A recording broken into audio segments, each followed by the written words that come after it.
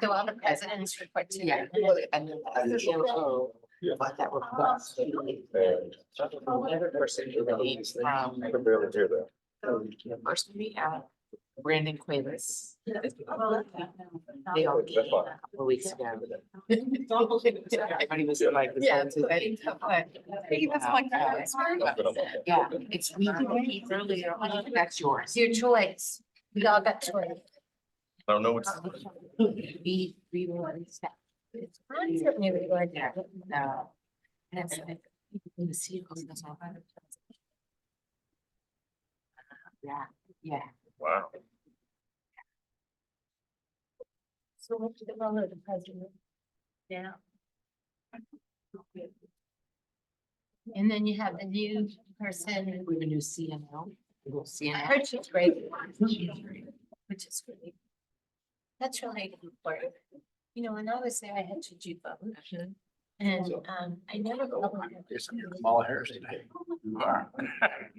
Right here. So that's funny. Some shakers, a big one, you know, to be real. Their sister, there's their stuff. Yep. But a lot, they would be in use like. Or capacity, and what they're. But then on the other hand, they get some weird stuff like. There's an order to cover that, dialing.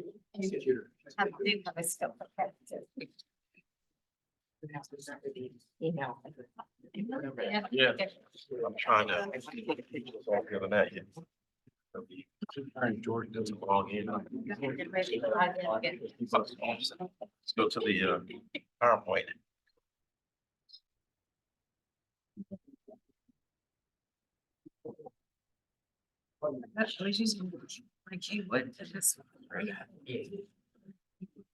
Okay, Yeah, so I did the one that I. Yeah, the one you made. Oh, okay. Remember it? That's We made them, but the one is the 14. I can see it. 14 characters. Yeah. When you're finished there, can you show me how to And get I'm that? always like. Turn on it. I can just run through it, say everybody's names. I love my. Sit up and do. That, I think. I'm sure like here. It is, right? Oh, there we go. Good. Yeah, the first time. I can actually. Within a row, yeah, it was. Like, I think. Yeah. Order, Article. It has to be against the other. Good afternoon, everyone.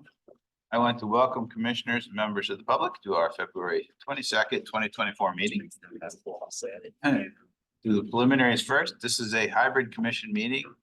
There are nearly all of the commissioners in room 100 and a couple of commissioners who are unable to make it, participating by Zoom. And it's great to see everybody here in person.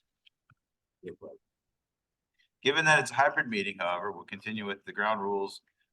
I'll begin the meeting with a roll call of commissioners. During the meeting, I'll ask the commissioners and presenters identify themselves before speaking so that everyone will know who is talking and will have the same knowledge of those of us here in room 100.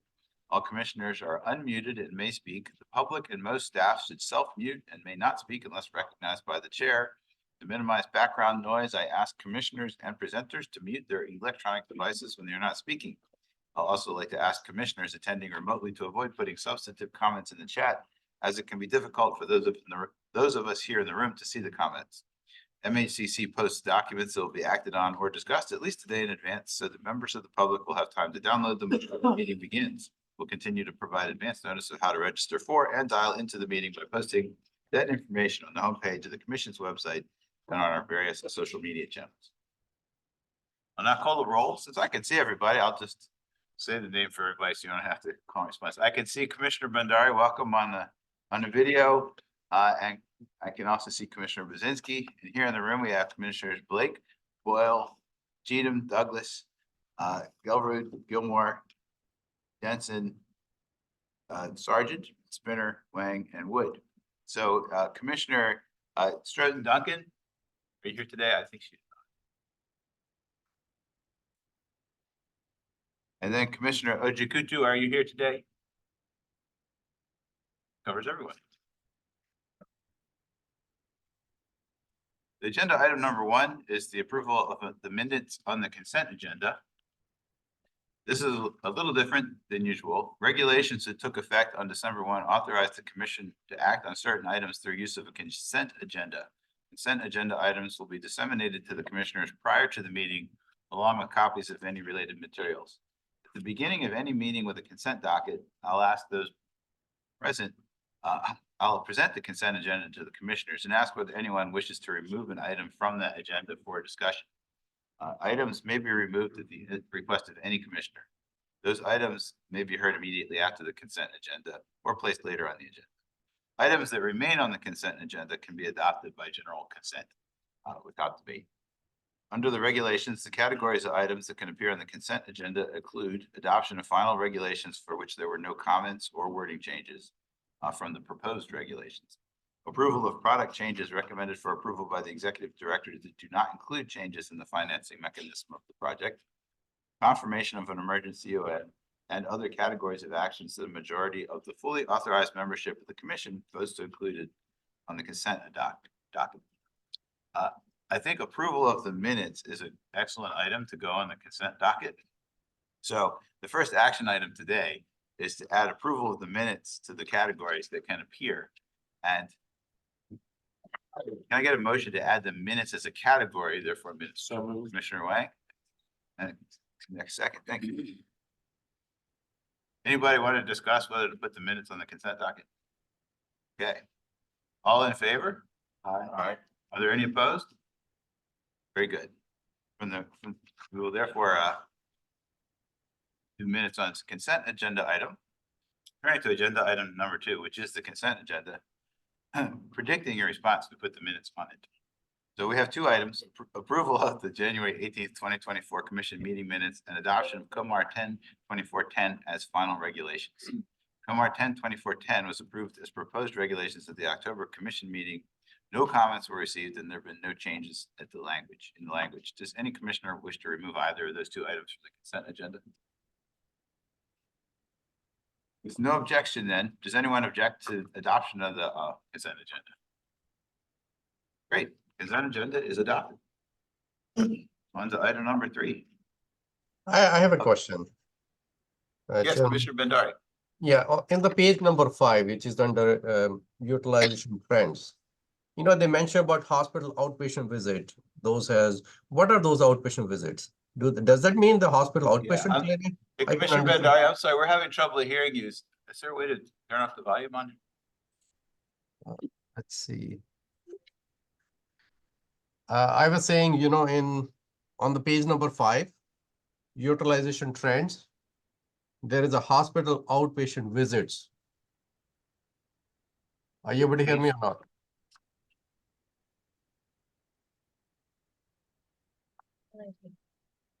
I can hear you well online. Brzezinski is also very faint. I think we might have a problem just with the volume in general. So someone's looking into turning it up. Sorry about that, commissioners. Bear with us, please.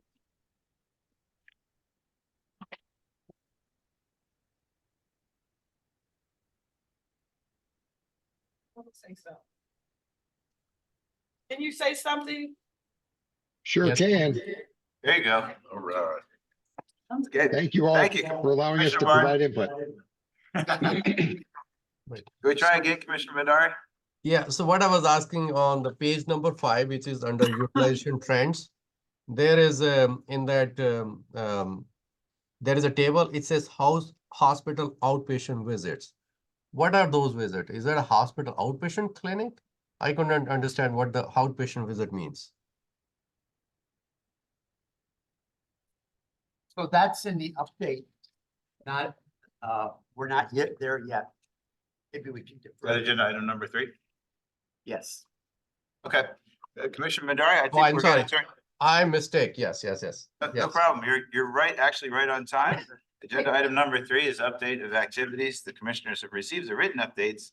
Commissioners, do you have any questions on the written updates? Ben, do you want to start with Commissioner Badari's question?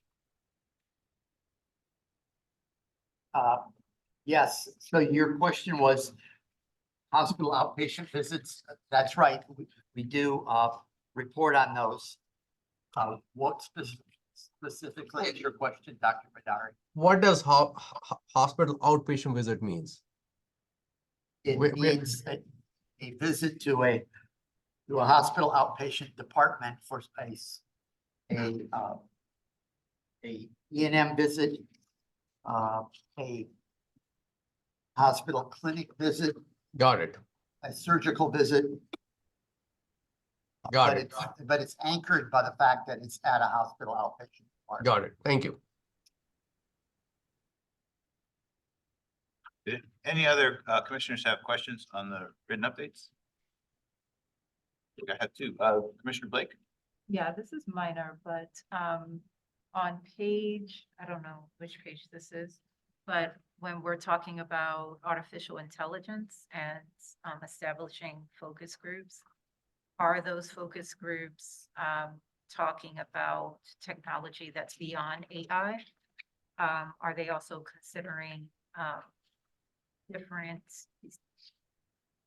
stakeholders in this focus group beyond IT?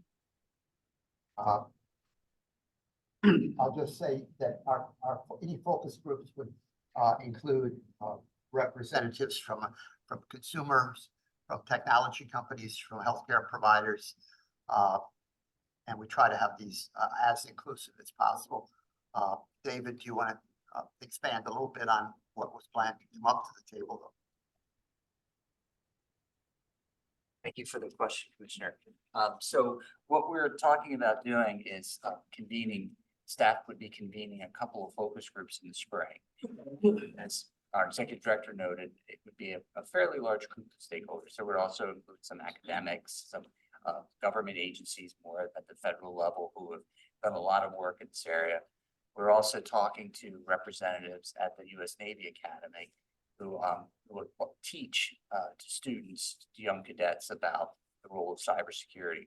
The purpose here is, under our health IT umbrella, is to look at how we can consider the challenges that relate to privacy and security in the AI sphere as it continues to evolve. We think getting ahead of that curve is better than sort of riding on top of the wave or being behind it. And that's the general thinking at this stage. So the focus is just AI. Is it emerging technology as well? At this point, AI is a handful, so it is an emerging technology, but it fits under the auspices of some of the health IT systems because particularly electronic health record solutions are beginning to incorporate AI, and so are, as developers, they're using it in the exchange of electronic information. As is our policy, we would be extending that invitation to commissioners if they're able to attend.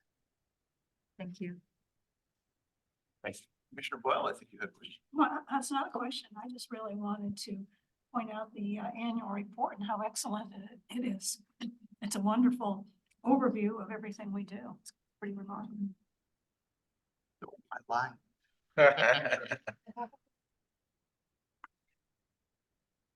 Ben, are there any additional updates not in the written? So first off, yes, I was going to note that in your packet today is the 2023 MHCC annual report.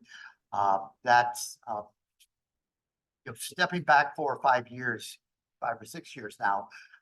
We always struggle to get that done, but Teresa, back right before the pandemic, agreed to kind of serve as a convening person for the commission and making sure that we got that annual report completed timely. She's done a great job along with her team that's coordinated the gathering of information across all centers and then assembling it in an appealing way.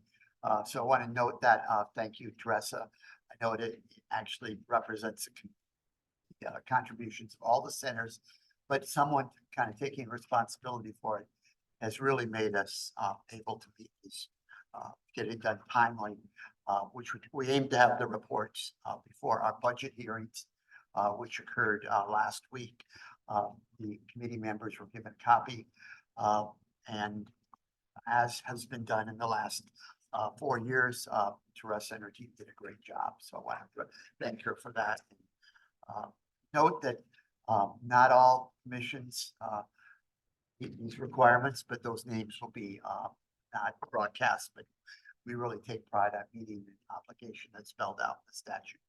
So the second note is that tomorrow, David Sharp and I will be participating in the Primary Care Technical Advisory Committee convened by the Secretary for the planning of the response to the notice of funding opportunities for the AHEAD model, which stands for Advancing All Payer Health Equity Approaches and Development. It's quite a mouthful, but a very important opportunity for the state of Maryland in the notice of funding opportunities. Maryland, Vermont, and Pennsylvania were specifically called out as early innovators and states in which the federal government wanted to expand and mirror that experience moving forward. Maryland intends to be in cohort 1 along with other innovative states. The goal of the Technical Advisory Committee is to gather input from diverse sets of stakeholders in primary care, hospital services, clearly the key anchor for the Maryland model going back 4 decades, and population health, which increasingly has been a top priority of the Maryland model as it has evolved from simply a hospital rate setting system to the all payer model, to the total cost of care model. And, we hope we will be successful in the AHEAD model competition moving forward. There are altogether 3 cohorts that are anticipated. Maryland's, as I said, was going to be at the first one. Hopefully, we plan to be. And the goal is some 20 odd states would participate. Remains to be seen how many states will apply for the first one. We are aware of several. A state can apply, as Maryland is, for the entire state, or it can apply for segments of the state, as we are aware that New York is applying for certain geographic regions, which CMS will permit. They expect to announce the winners by May, which means that it's going to be really short turnaround. And then there's an 18-month implementation period, which would be during that period, there would be significant additional planning that would likely go on with the launch of the first cohort in January of 2026. During that planning period, up to $12 million would be awarded to a state to facilitate the planning effort, which is a fair bit of money for planning, development, and aligning processes going forward. I think the feeling is that Maryland's well positioned, but ultimately it's a decision of the federal government. Certainly, there's a great deal of enthusiasm for the model here, and I think we do believe that stakeholders generally are well aligned with going forward. Although certainly there is one consideration that I think has given people pause, and that Maryland, we look back, at one time we had protections in the Social Security statute. Maryland was exempt from the inpatient prospective payment system and the outpatient prospective payment system. That changed in 2012 when we agreed to go into the all-payer demonstration. It continued with the establishment of the total cost of care model in 2018, but we were kind of doing this alone in Maryland, not in statute any longer, not with Barbara Mikulski running point guard for making sure that Maryland was protected, but we had a unique demonstration model that was unique to Maryland. This model will mean that the Maryland will be among a number of innovative states moving forward, which means that the need to align will be somewhat greater. CMS has reassured Maryland leadership that there's still the flexibility and independence that Maryland has valued over the years would be preserved. I think, that I take them at their word, but I also think the federal government involvement would mean there would be some greater emphasis on alignment across the states. I think operationally, this also makes sense for CMS. Our experience is that having lots of models moving forward is an enormous administrative burden to the agency. We've seen some snafus in the MDP, the primary care program that has been in Maryland for 4 years in terms of just aligning payment issues and having fewer models and as well as models that have some information on success already through rapid cycle evaluations is going to be beneficial both to states that are looking for models to adopt, as well as for the federal government who has to juggle all of these innovative programs moving forward. The good news is we're going to learn relatively quickly what's going to happen. The bad news is it's going to be, I think, a rush over the next 18 months to get everything aligned so that the ahead launch could go forward in 2026. The presentation tomorrow is really based on the work group will hear and make some preferences known. I think I don't want to say the final determinations on what sort of primary care formulas will be used in Maryland.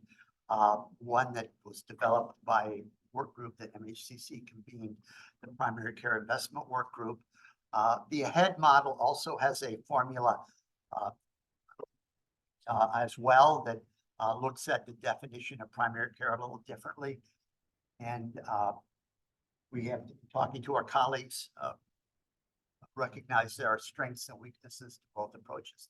Naturally, if the federal government has given us a primary care definition, we want to think carefully about whether that would work for Maryland, whether a hybrid would work for Maryland, or would be the approach that the Healthcare Commission put forward last fall is best for us. Keep in mind that this definition would apply to Medicare, Medicaid, and the commercial market, hence the name all payer, a key word in the model itself. Everyone's excited about this, but it's yet again more work as we need to do our normal charge, but also work and support the work of the entire state, and particularly the Health Secretary, Dr. Laura Herrera Scott. So happy to take any questions, but that concludes my remarks. Thank you, man. Are there any questions? So we can turn to agenda item number 4. University of Maryland Upper Chesapeake Medical Center, Inc. and Hartford Medical Memorial Hospital, Inc. Request for post-approval project change. Do my best to read well. Co-applicants, the University of Maryland Upper Chesapeake Medical Center and the University of Maryland Hartford Memorial Hospital submitted a request for post-approval project change for the exemption from certificate of need application previously approved in April of 2020 due to cost overruns on the project. Program Manager Eric Baker will present the staff report. Eric, you have the floor. Good afternoon, Chairman Sargent and Commissioners. This request for project change after project approval for an exemption of certificate of need is for the merger and consolidation of the University of Maryland Hartford Memorial Hospital, or Hartford, and the University of Maryland Upper Chesapeake Medical Center, or Upper Chesapeake. This bed consolidation was one of 3 by the Upper Chesapeake Health System. The 2 other projects interdependent with this one were the conversion of Hartford to a freestanding medical facility, or FMF, to be constructed in Aberdeen, and the construction of a special psychiatric hospital to be co-located with the FMF in Aberdeen. Current applicants are the two general hospitals operated by the University of Maryland Upper Chesapeake Health System, itself a part of the University of Maryland Medical System. Project, as originally approved by the commission in April of 2020, permitted Upper Chesapeake to relocate beds from Hartford into a new 3-story bed tower above the existing cancer center on the Upper Chesapeake Hospital campus. Project also included renovations at the existing main hospital to support the expanded patient care services. The total estimated budget approved by the commission was $84.4 million. Upper Chesapeake and Hartford now request an additional $13.4 million, which is mainly attributed to the two components of the project, the third floor shell space renovations and the renovations to the main building. In addition, there have been some design modifications and errors and inflationary increases in cost of material and labor due to the impact of the COVID-19 pandemic. The total cost of the project, if the commission approves this modification, will be $97.8 million. The applicant will finance the cost of this project with bonds, interest from bonds, and cash. Under the procedural regulations, the capital cost for a project can increase up to the inflation allowance without needing commission approval. However, project capital cost increases that exceed the inflation allowance must be approved by the commission. Commission staff calculated the inflation allowance for this project at just over $4.1 million. The actual cost increase of $13.4 million obviously exceeds this inflation allowance, and thus this project requires commission action. Staff reviewed the schedule for project change requests and found the applicants failed to submit a timely request in accordance with COMAR 10.24.01.17 by incurring the capital cost before seeking commission approval. The applicants state that they failed to timely seek a project change approval because of staff transfers. In review, the project as approved permitted the relocation of hospital beds from Hartford to Upper Chesapeake at the cost of $84.4 million and experienced a cost increase of $13.4 million. Staff concluded that the University of Maryland Medical System could absorb the cost increase of the project. Staff recommends the commission approve this project request for project change based on staff's conclusion that the proposed project is a permissible modification as it does not include material changes to the nature of the project, the location, or the immediate capacity, and that this requested change would not alter the findings that the commission made in 2020 concerning the need and the positive impact of converting Hartford to an FMF, establishing the psychiatric hospital, and moving the remaining beds to the campus of Upper Chesapeake. This recommendation includes the following 4 conditions. Upper Chesapeake must seek final first use approval before using any portion of the remaining project. Commission review and approval is required before building out this shell space. Upper Chesapeake shall address its non-compliance with the April 2020 exemption from certificate of need for any future projects. And any future changes to the financing of this project involving adjustments in rates set by the Health Services Cost Review Commission must exclude the excess $1.1 million in costs that exceed the MDS guidelines on costs. In addition, conditions set forth in an original exemption from certificate of need continue to apply, and that there were 2 conditions, each which applied to the exclusion from future rates set by the Health Services Cost Review Commission. With us representing the applicant are Colin Ward, Chief Operating Officer, Marco Priolo, Chief Financial Officer, and James Buck, Counsel. I'd be happy to answer any questions at this time. Commissioners, are there any questions?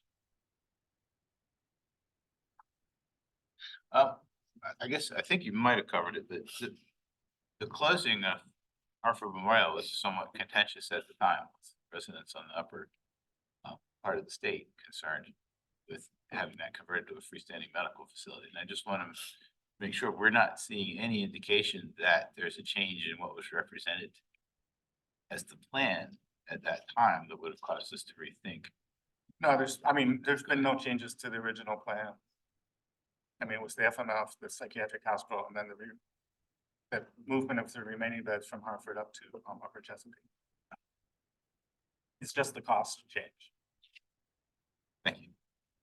So why don't we put a motion on the table? Do I have a motion to approve the University of Maryland Upper Chesapeake Medical Center and Hartford Memorial Hospital request for post-approval product change? So Thank you. Second. Commissioner, I have a second. Is there any discussion? No, I just have a comment that, so I wasn't here in the original, kind of new, but I love 33 more psych beds in Maryland. I should say, I think I'm supposed to say for the record, it was Commissioner Cheatham that moved and Commissioner Wang that seconded.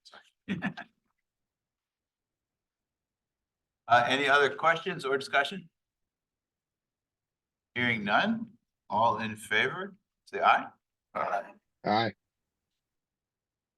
Are there any opposed? Great, motion passed. Thank you. Turning to agenda item number 5, procedural regulations for healthcare facilities and services, proposed regulations. The next agenda item is a presentation of proposed additional regulatory language for COMAR 1024-0112, procedural regulations for healthcare facilities. Proposed regulations authorize the Commission to impose financial penalties for violations of the procedural regulation governing certificate of need and other Commission approvals. Under the current regulation, the Commission's only means of enforcement is to withdraw its approval. Proposed language will give the Commission the ability to enforce its regulations without closing a healthcare facility or jeopardizing the public's access to healthcare. The Commission will need to approve the proposal for publication in the Maryland Register. Presenting will be Winnie Hawk, Director, Center for Healthcare Facilities and Planning, and Alexa Bertinelli, Assistant Attorney General. Alexa. Great. Thank you, Mr. Chairman. Winnie Hawk here with Alexa. Good afternoon, commissioners. I think you summarized it quite frankly. We're here because as you know, we recently passed the procedural regulations. They became effective in December.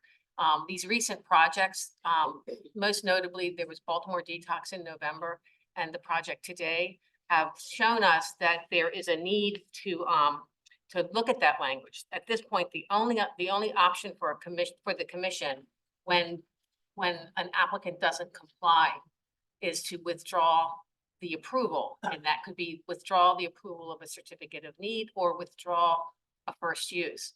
And at least in the case of Baltimore Detox, they had not submitted the request for first use, and they were already operational. The effect of that withdrawal would have been to close the facility, and it could potentially have created an access issue for patients. And it was on the heels of that that we discovered that we need more options. And this is simply to impose financial penalties for non-compliance. And as you can see from the project today, there were late filings as it related to a project change. And we were able to parcel out the first use so that it didn't impact the transfer of beds. But again, it was an untimely project change request. We do have regulations that allow fines for other types of lack of compliance, such as the surveys. So this is not a new concept, and this is simply a request to post them. They'll be posted in the Maryland Register, and it'll give all parties an opportunity to submit written comments. And to the extent we have those comments, we'll come back to you with those. But I just wanted to talk about the policy and what brought us here, but Alexa's going to discuss the specifics of the specific changes. Yeah, so the current regulations do specify the grounds that the commission can take enforcement action, and those largely aren't changing. They include making a material representation in the CON application. These proposed regulations just add also making misrepresentation and a request for first use. The grounds include lack of sufficient progress, failure to obligate or complete a project, failure to meet a condition on approval, failure to timely submit a semi-annual progress report, if the project ends up differing materially from the project that was approved, and then these proposed regulations also add failing to obtain approval before putting the project into first use. And so the grounds aren't changing, it's just adding an additional enforcement mechanism. The financial penalties under the proposed regs would be $100 per day for failing to submit a semi-annual progress report, and then a $50,000 cap on any other violation. Now, those are the caps, but the commission has to consider specific factors in determining the amount of the penalty, including the willfulness of the conduct, the extent of public harm, prior record of noncompliance, the budget for the overall project, as well as any potential overage, and then the holder's ability to pay. And the proposed current regulations also include an appeal process, and that's not changing. If a staff determines that financial penalties should be imposed or the approval withdrawn, the person has an ability to show cause why that shouldn't happen and appear before the commission and have oral arguments in an evidentiary hearing. So they're fitting into the current enforcement procedures. It's just providing kind of an additional mechanism of enforcement that doesn't end up completely stopping the project. Thank you. Are there any commissioners who have questions? I have a question. Commissioner Brzezinski here. Go ahead, Commissioner Brzezinski. Thank you. It's interesting, to look at these financial penalties and maybe I don't have a full understanding of the whole picture of how these apply, but there was a project a few months ago. It's a third of $1 billion, with a $1 billion project for a cancer tower. And, I look at these penalties, like $100 a day, 50,000 per violation, that might not be noticed at all by a project that large. Or am I just looking at it at some other perspective that these are, reporting penalties or something like that? But, to look at some of the very large budgets of these projects that are approved, these penalties are negligible. I guess what I'm asking is what's the rationale behind the upper limits on these penalties, or whether they could be some portion of the project cost. So just any thoughts on that or information on that be helpful. If I can dovetail that really quick, along similar lines, is this enough? If the goal is deterrence, and this is a great amendment, are the financial penalties stiff enough? Or are they just gonna be part of the cost of doing business? I'm a little late, it's okay, it's $100 a day. I can budget that in. The $100 per day is meant to align with some statutory language. They're under, I think, 19116 of Health General. There is a $100 cap for failure to report statistical information. And so that's only for the failure to report the semi-annual progress report. And so we aligned it with that language. The $50,000 per day, I think, was taken from the HIPAA penalties. It's per violation, but right. And I think I certainly understand your concerns, but I think we were trying to align it with other penalty language, other types of violations. So, and I'm not sure HIPAA is exactly on point, but You can always go back in the future. no one loses one HIPAA record. Those are, you lose a server full, or you lose, a computer full of records, and there's, tens, dozens, hundreds, or thousands of records. And so the HIPAA has a lot of teeth to it for organizations to ensure security. But I mean, are people going to have hundreds of violations at $50,000 a piece on a large project? Doesn't seem like it.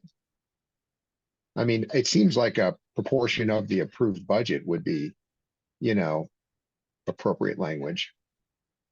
Like 1% of the approved budget. So you have a $10 million addition versus a $300 million addition. You could have proportionate penalties that don't end up just being penciled in as cost of business. I think the commission could propose, an amendment. Proposed regs haven't been published yet, so the commission would prefer a different cap than something that could be done today. Yeah, so, sorry. Actually, I just want to make sure Commissioner Boyle had her hand up before. She still had a question. And, Okay, sorry. No, my question was, if you could remind me how with, Upper Chesapeake and Baltimore Detox, we find out that they weren't in compliance? What was the process there? At that time, for Baltimore Detox, as I recall, they applied for first use. And when you look at the first, and when you apply for first use, there are a couple of things we look at. Have they complied with all of the conditions? And have they stayed within the budget?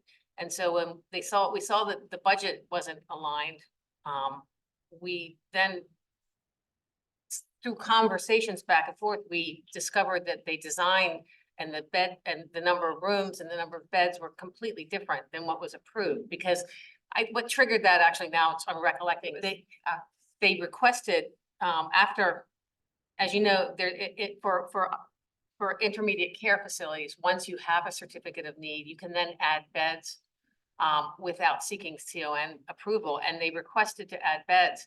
And we were perplexed because in evaluating that certificate of need, we went through a great deal of back and forth trying to make sure that they weren't overpopulating the rooms, like putting 4 or 5 people into the room. So when they were asking for all these additional beds, we sort of scratched our heads and tried to figure out, well, where are they putting all these people? Where's the space? And then they gave us a floor plan and it didn't match the design that was approved by the commission.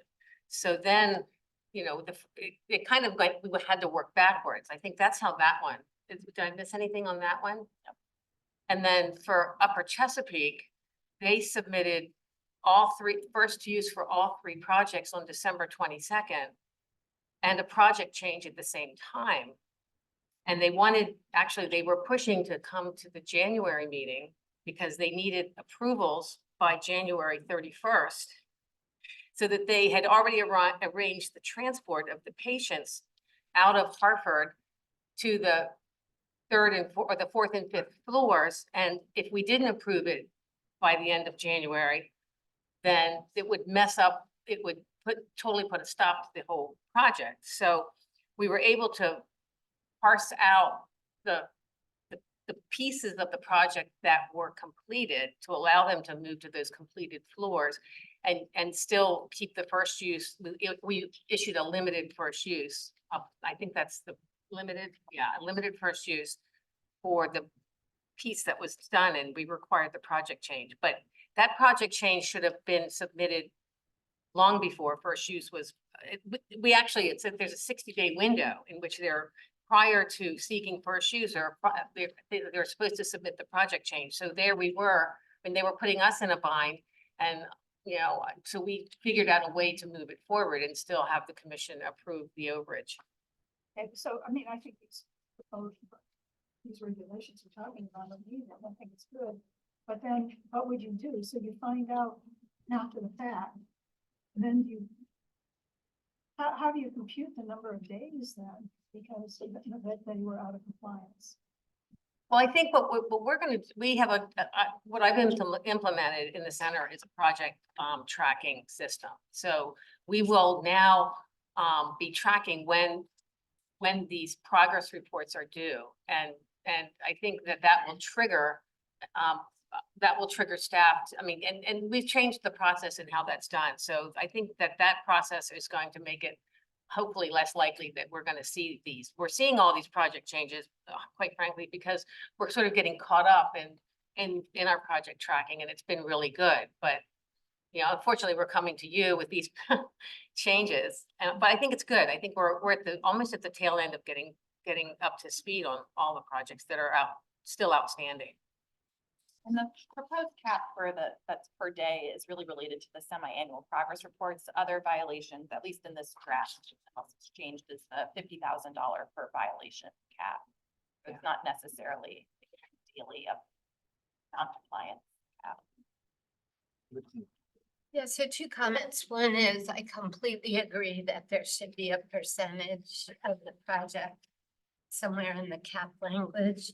And I want to make sure I'm understanding it properly. And it sounds like you are doing some great work to change what sounds like changes that come that are invisible unless something brings these changes to our attention, meaning what keeps me up at night is invisible things, because you don't know what to do about them if you don't know about them.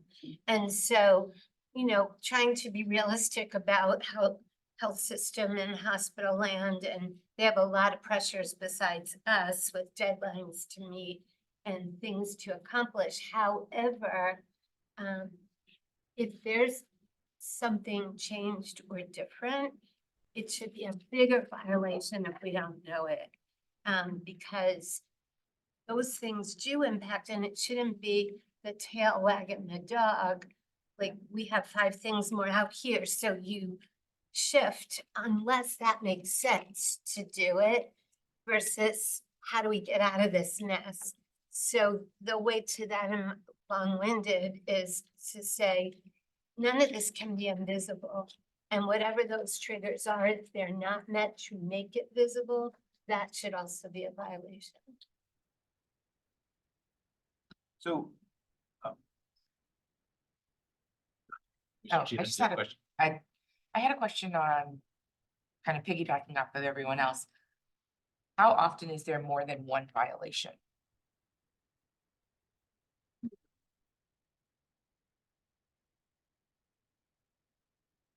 Well, I can only, only go by example of the Baltimore Detox. They did not apply for first use, so that was one. And then they did not seek a project change. And so that was, I guess, would that be considered 2?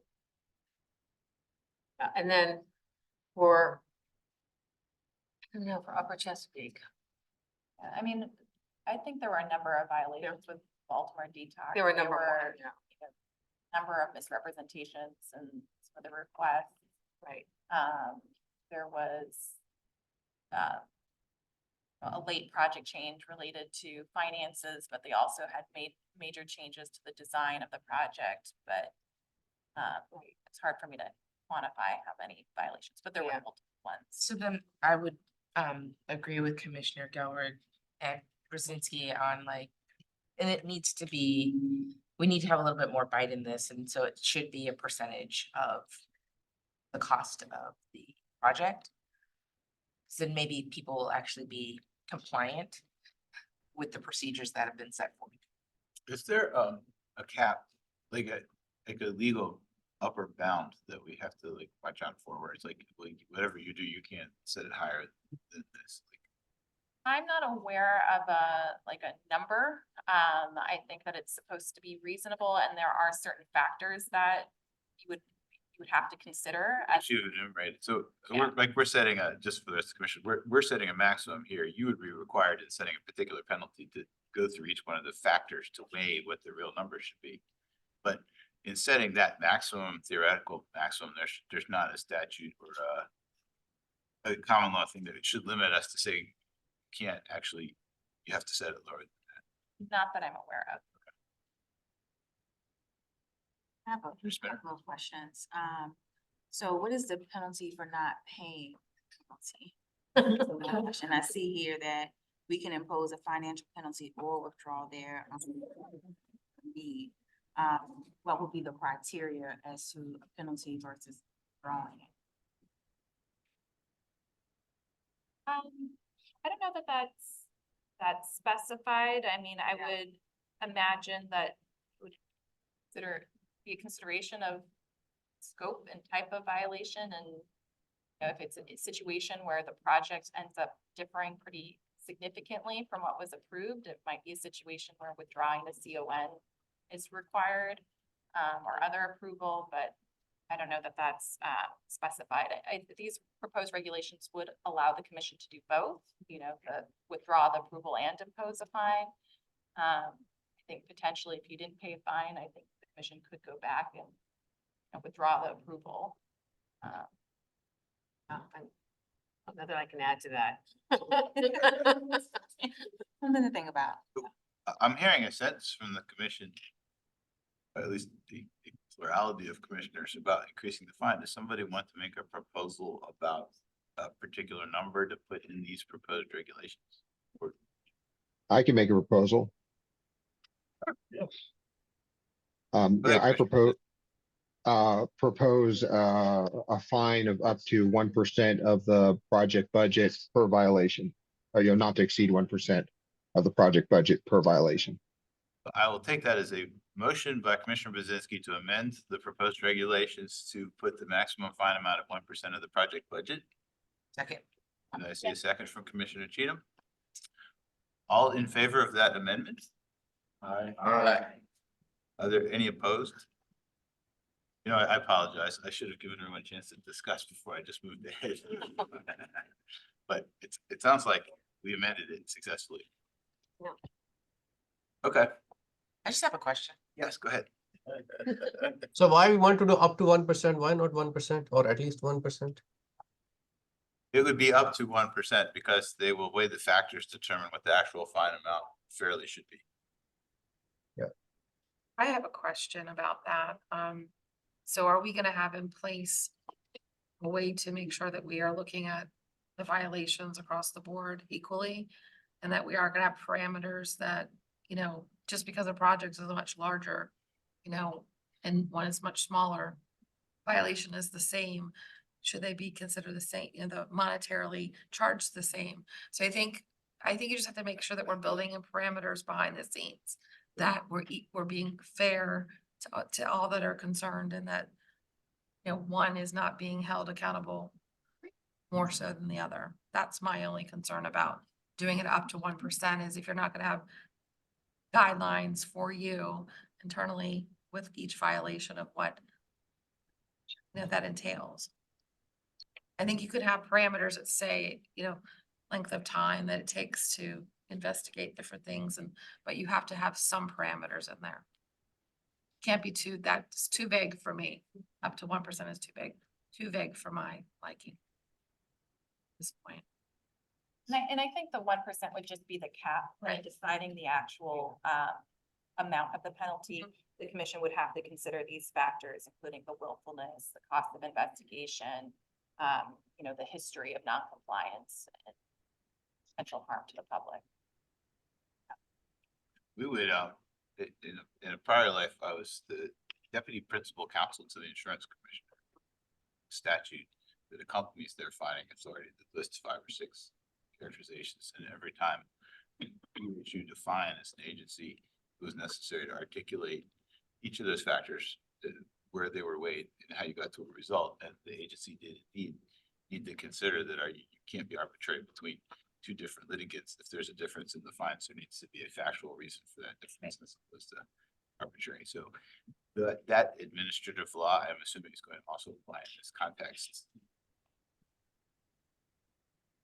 I was just wondering, Winnie, do you, Just one. there's the Sorry. project budgets with one? So I think about this in terms of the 2 hospital projects Wow. that have been most recently approved. So the $539 million project at Shore, that would mean $5.3 million would be the cap, which I think it would be hard to point to that magnitude of damage. Now that's the cap, not what has to be imposed. Similarly, the $300 million project at Doctors in Prince George's County to establish the obstetrics program and the new tower, that'd be $3 million. And conversely, the project at Baltimore Detox was what, $2 million, something like that. So, I don't remember. that would give you some sense of magnitude here. I mean, I think it would be hard, it would be quite a violation to impose a $5 million penalty for, it could occur. I mean, I think I would note that generally the hospitals are more careful than the drug treatment facilities in complying, in part because they have corps of administrative and legal staff, whereas a detox center may be trying to do this on their own or with limited counsel. So it's quite a range of penalties. Clearly what you're doing is giving yourself flexibility, which I think is wise, but it's it would be potentially quite a significant penalty if some violation was occurred. Think about it for the future as well as for what's happening today. And Mr. Steffen, if I can add, I think if this is adopted, this sort of thing that'll be communicated very clearly to someone where they're getting to see it in the first place. So upfront, moving forward, they would be aware that if these violations occur, this might happen. That would encourage them hopefully to be more proactive with your reporting. And if it's a violation, not to share changes that are substantial or some of the things you've fallen on, then that might deter and make people be more transparent and open. Because I don't think anybody's trying to stop good stuff from happening, but we're trying to have a system, and the system doesn't work if we don't know that things are changing around us. I just want to confirm that you've established a process to keep track that people are doing what they're supposed to be doing. Yes, we have. Okay. Yes, we have. And I think the reporting too, the performance, we had quarterly status reports, and the regs have changed those to semi-annual. And those are the reports where we usually, we review those to see if everything's on track. So to the one extent, the applicants, the holders will have more, you know, a bigger window of time to report, so that we'll maybe see a little bit. If a trend is developing or something's going down or going south, we'll have a better picture of that. So. One last question, Commissioner Douglas, what do we do with the fines, the money, where does it go? And we have it. I think, yes, yes, it goes to, I was anticipating that question, and the fines come to the commission, special fund, we're special funded.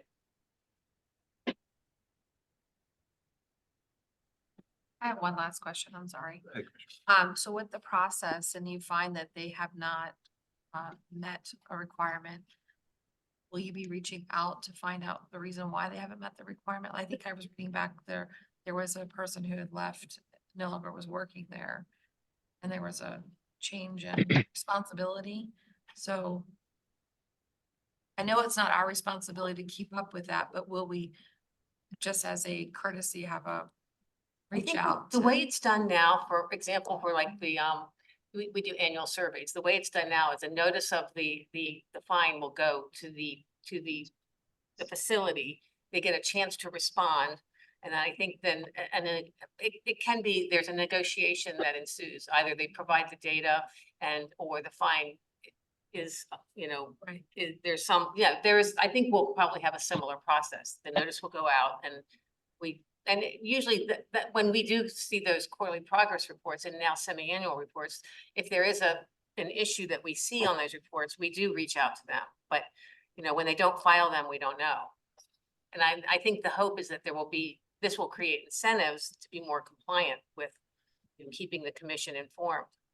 And will a party who opposes the fine have the opportunity to speak to us? Because we would be taking the final vote on the fine. They would have an opportunity to come in and explain to us why they should not have that particular fine imposed. Final. Yes. Yeah, and one of the factors is localness of the conduct, so I think there would have to be some investigation before imposing a fine, but as the chair said, there would also be an opportunity for oral arguments in a hearing before the commission.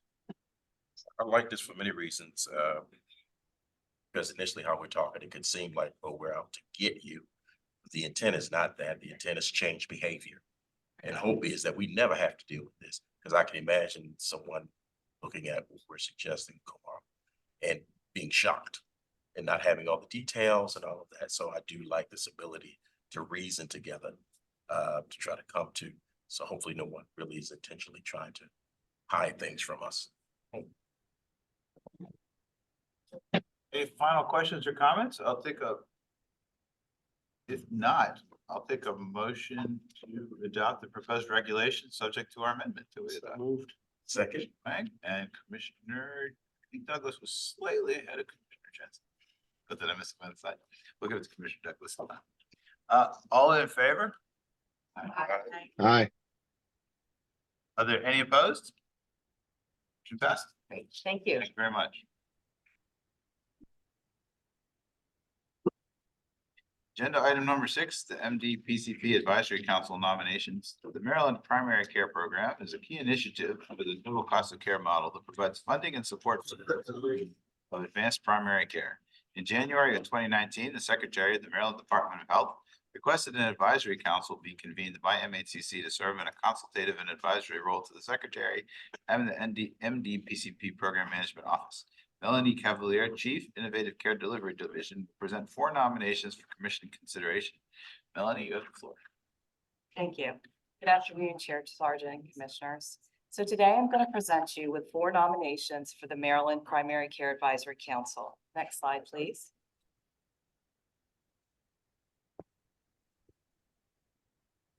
Next slide, please.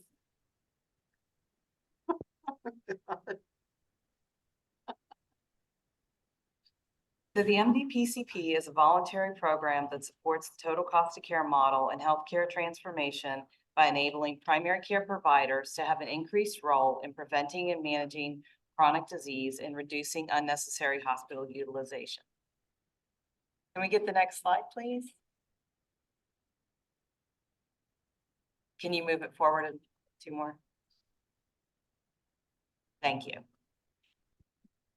MHCC provides administrative management and support services for the council. Some staff responsibilities are convening the council and making recommendations on reappointments in collaboration with the PMO and HSCRC. Next slide, please. Key council activities include making recommendations for inclusion in the state's annual report to CMS on the MDPCP, considering operational improvements, and gathering data from MDPCP participants and beneficiaries to support issue research. Next slide, please. So last fall, the council membership categories were modified and the membership was increased. There are now 14 membership categories and 27 member slots. Next slide, please. So today I'll present 3 practice staff and 1 medical association nomination. Claudia Cicchetti is the office manager, IT lead, and quality care manager for Annapolis Internal Medicine. Nora Hoban is the chief executive officer of the Mid-Atlantic Association of Community Health Centers. Arlene James is a social worker with Southern Maryland Medical Group. John Lease is the executive director of Calvert Internal Medicine Group. The next 4 slides provide a brief biography of the nominees. So I'm just going to pause briefly on the slide to let you read it and then go to the next one. So next slide, please. So this is Claudia Cicchetti.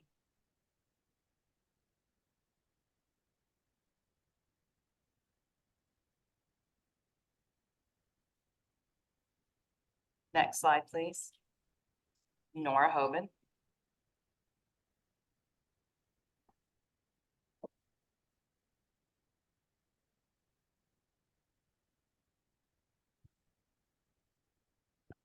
Next slide, please. Arlene James.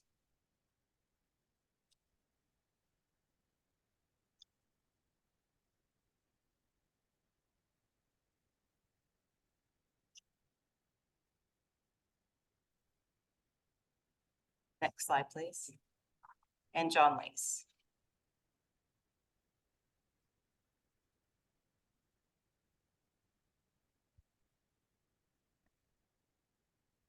Next slide. So we recommend the commission approve the nominations of Claudia Cicchetti, Nora Hoban, Carlene James, and John Lease. Next slide, please. So I've come to the end of my presentation and I'm happy to answer any questions at this time. I have a question. What was the process for selecting the nominees? So the nominees were provided by the project management office for the MDPCP program. And then we look at their CVs or their biographies that in this case, and then we bring them to you guys. So they come through the PMO. I guess to add on to her question then, was there like a call for nominations or this was just through knowing the project managers? So I don't know if they did an open call for nominations, but I do know that the PMO does know all of the practices. And so they know these people very well who they've nominated for the program. For me personally, it was nice to see some representation from Southern Maryland. I'm the only on the council today, so it's nice to see that others are joining in the efforts in other areas. I have a question about the council, not so much the nominees. I don't think the council has been particularly active. What are the plans for the council in terms of what it's going to be asked to do activity? So we do have a meeting tentatively planned for early second quarter. So one reason is because of the ahead model and because we're kind of waiting to see what's going to be happening with that, because that is going to impact the MDPCP program. So we're waiting for that application to be submitted before we move forward with meeting on the council and, you know, making decisions on a program that may no longer be in effect. It looks like overall looking at the whole membership of the council, it's a pretty skilled group of people that are assembled, and I would hate for us to not utilize their talents. Well, I do believe that many of those people also, there's an overlap with the primary care investment work group, but also the council that, or the work group that Ben mentioned earlier, that is for the ahead model. I believe some of these people also, is that true, Ben, that some of these people serve on that? Yeah. The PP. If I sort of elaborate, the health secretary has taken a particular interest in the membership in the MDPCP program, thus the expansion in she was actively involved in considering the applications that come before you today. Based on discussions with department personnel at the deputy and assistant secretary level, and with Chad Perman, who's the director of the PMO program, we decided that it would be best to delay any meetings of the MDPCP council as well as the primary care investment work group until this short-term group, the PCP technical advisory group, had completed its work, and then we would take these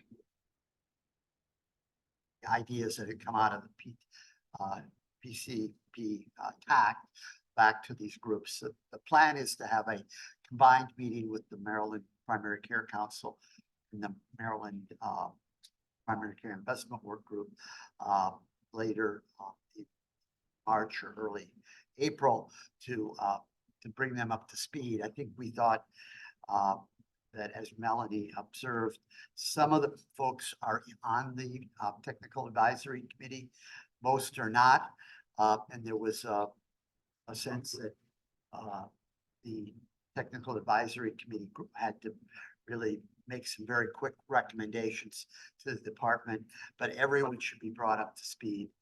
So they knew what had been committed to. They had an opportunity to review the entire response to the notice of funding opportunities, which would have been submitted on March 18th. So everyone will probably be on the same footing moving forward. Not everyone is going to have equal opportunity to provide recommendations on the NOFO response. It's kind of, my snarky remark. It's we have to move fast. It's FOMO for NOFO, because if we miss out, we really are missing the one-time opportunity here. So we had to kind of have a streamlined work group process, given the solicitation was just released in late 2023, and we have to submit something by March 18th. Now, that has a lot of implications for staff too, and the states that are submitting are using contractors to help develop the response. In Maryland's case, Mathematica is helping the state. In Vermont's case and New York's case, I don't know who is, but I am aware that they are using outside contractors to help, because putting together these federal responses, and I'm sure some of the people here in this room on the commission know what that's all about, but it's not something you can do on a weekend. And, it also anticipates that you bring together all this input in a way that can be then distilled in the response. So it's pretty ambitious. Just the prep for the meetings for the primary care group has entailed probably for the first and second meetings. David and I and others on the staff have been on at least a half dozen planning meetings with the department for each of those meetings, because, you know, the department wants to get this right and make sure that there are opportunities to respond to concrete, meaningful proposals. Certainly, and I should have noted this earlier, that those meetings are open to the public. The primary care meeting is tomorrow at begins at 8:30. We'll be sure that everyone has a link to that meeting. The population health meeting, the first meeting was held on, I believe, about February 6th. And the second meeting is planned for early next month, only 2 weeks before the solicitation is due. Not clear if the hospital group has met twice or not, but only 2 meetings for each of these work groups, which is a lot of fast work. Are there any other commissioners that have questions? With that, I'll ask for a motion. Can I have a motion to approve the NBPCP Advisory Council nominations? I second. See Commissioner Gilmore, and I think Commissioner Wood said second first. I try to get everybody to have a chance, by the way. Okay, all in favor? Are there any opposed? Passes, thank you. Thank you. Agenda item number 7 is a presentation of legislative update. Tracy DeShields, Director of Policy Development and External Affairs, will give us a legislative update and review the bills that are a priority for MHCC and coming up for a bill hearing in the next weeks. Tracy, you have the floor. Thank you. Great. Next slide, please. Good afternoon, everybody. Great to see you all in person. This is wonderful. So I'll just give you a few quick statistics. So the legislative session's in full swing. Feels kind of like an odd legislative session. They have a lot of work to do, but it's like slow motion, sort of weird, which slow motion or, you know, dripping of water onto your head slowly, torture sort of thing going on. So tomorrow actually is the halfway point of the legislative session. So everyone's very happy with that until we get to day 46. And then we're like, oh, now it's gonna just like come like crazy. So anyway, so that's always like a fun note to point out. March 5th is the last day that bills can kind of be introduced.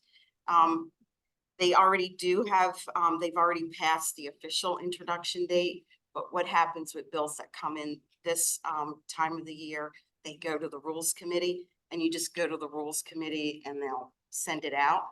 But then after March 4th, there's a whole protocol. And so that's what you usually don't want to have happen, because politics then comes into play.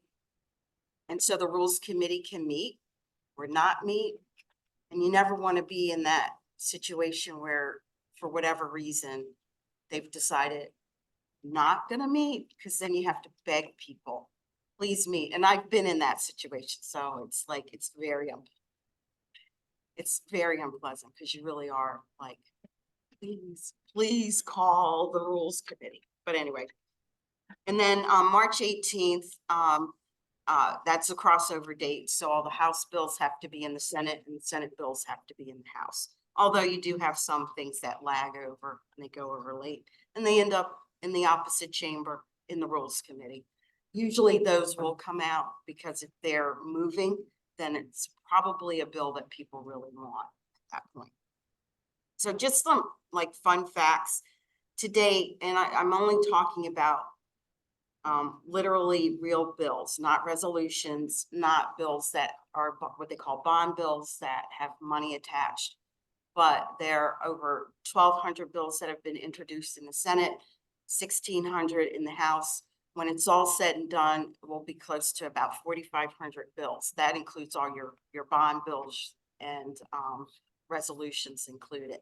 So it's a lot of bills. It goes up every year. I don't think they've hit 5,000, but they are getting close.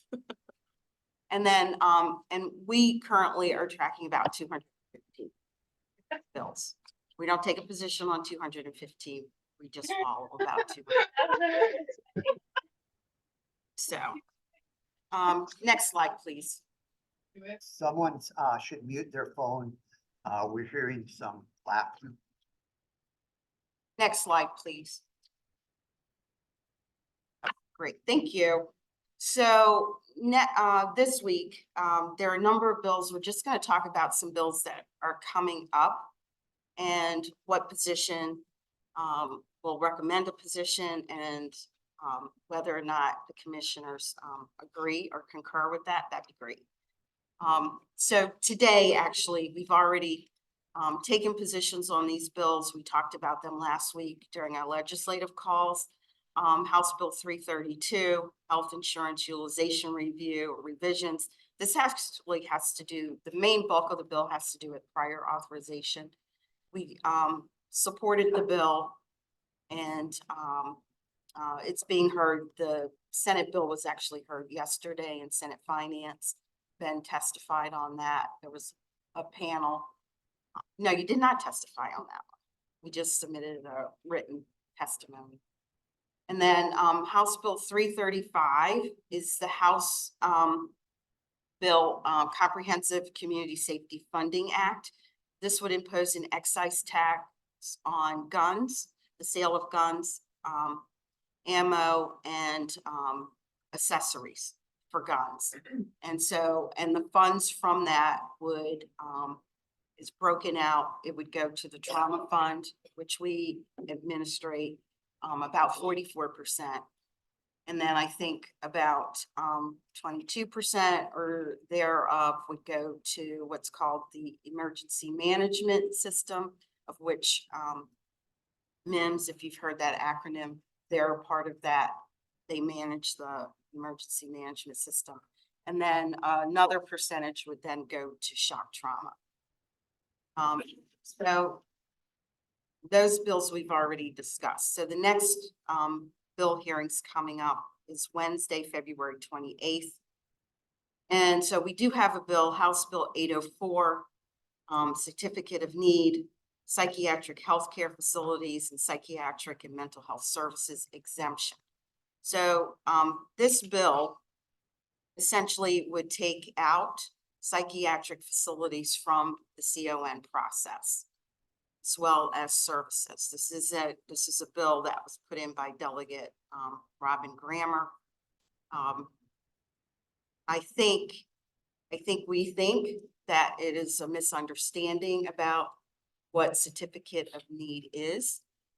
We did talk to him regarding a constituent organization that he has called Turnaround, who is opening a shelter, if you will, or group home for children who are victims of trafficking. And they had talked to Behavioral Health Administration, as well as the Department of Human Services regarding that. We have nothing to do with those particular agencies. And I think they're confusing something that the Department of Human Services does when they are soliciting providers for a particular type of service. And they issue what's called a statement of need, which is actually a request for proposal, essentially, except in this case, they're trying to seek a provider to provide a particular service. And so he has put this bill in thinking that I guess somehow it would help them. It has nothing to do with what that particular constituent wants to do or is trying to do. So this we would certainly oppose. And it would be heard next week. We do know that there will be other oppositions coming in on this bill as well. So we would recommend oppose. Do you have anything more you want to add, Ben? Just to be very clear that the scope of CON with regard to psychiatric services is specific to inpatient psychiatric services. The commission, there's no authority, there's no CON authority over outpatient services. We also have authority for substance abuse, acute inpatient substance abuse services, but that would not be affected. Actually, I have stronger feelings about changes there than I do in inpatient psychiatric services. It would affect things like what you heard earlier today, where Hartford Memorial is closing. Beds are shifted to Bel Air, what are called med-surg beds, and the psychiatric beds that were formerly at Hartford have been relocated to the facility at Aberdeen. So we had authority over that. We also deal with psychiatric beds at acute inpatient hospitals where a institution is going to establish or expand an inpatient psychiatric unit. But again, we're fairly far removed from his constituents' concern. But it is a sympathetic issue right now because of concerns in the state about, what is the problem? We have all these backups in the ED. Sometimes is related to placement of psychiatric patients. But we think that the CON program is appropriately configured, and particularly as the changes we've made most recently, we can give a rapid reaction to anything that's needed. The problem is carving out one type of bed does give perhaps potentially a window for, I wouldn't call them dishonest operators, but people to say, I want psychiatric beds.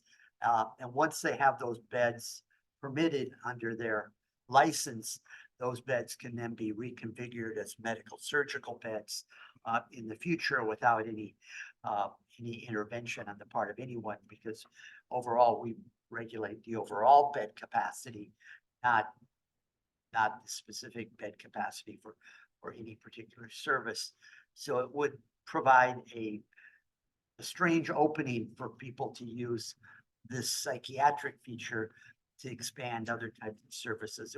They couldn't do it immediately, but we've seen that in other situations where someone comes in a replacement hospital and then says, well, we're losing money on the psych department.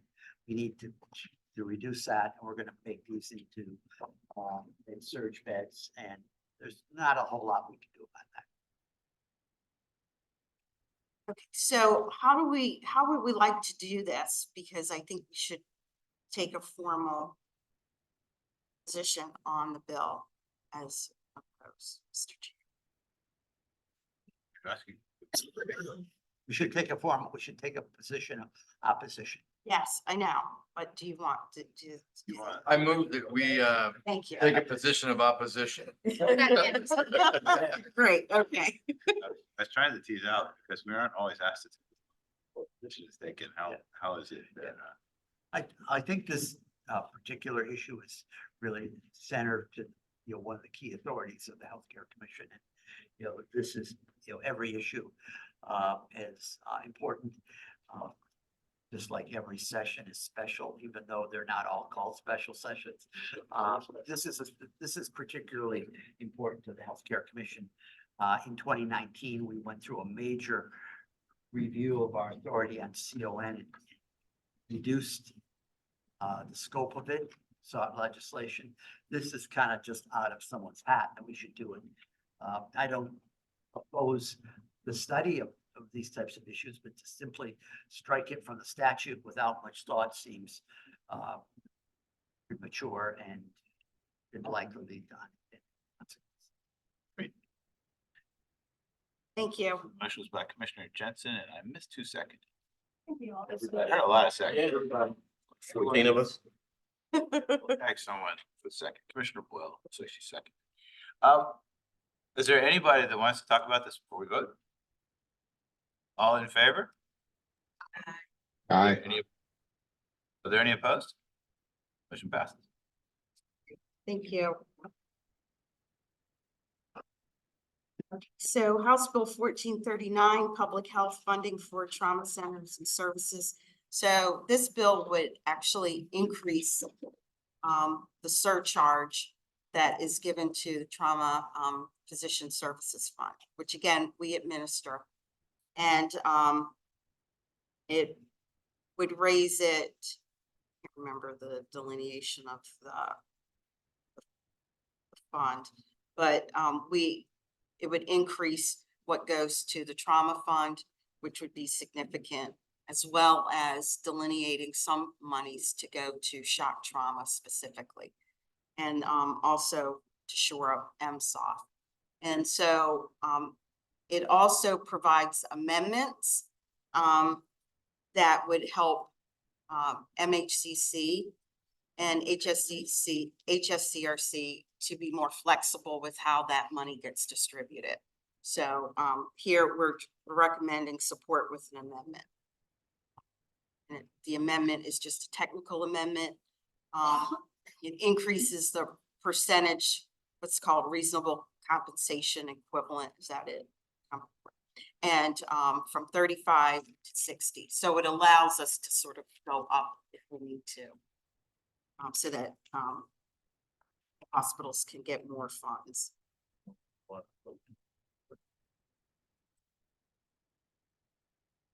I can go through the rest and then. I guess my earlier question was really so much for Ben.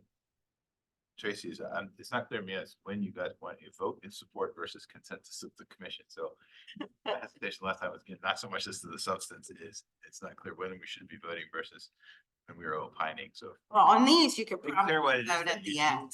why I'm happy to facilitate.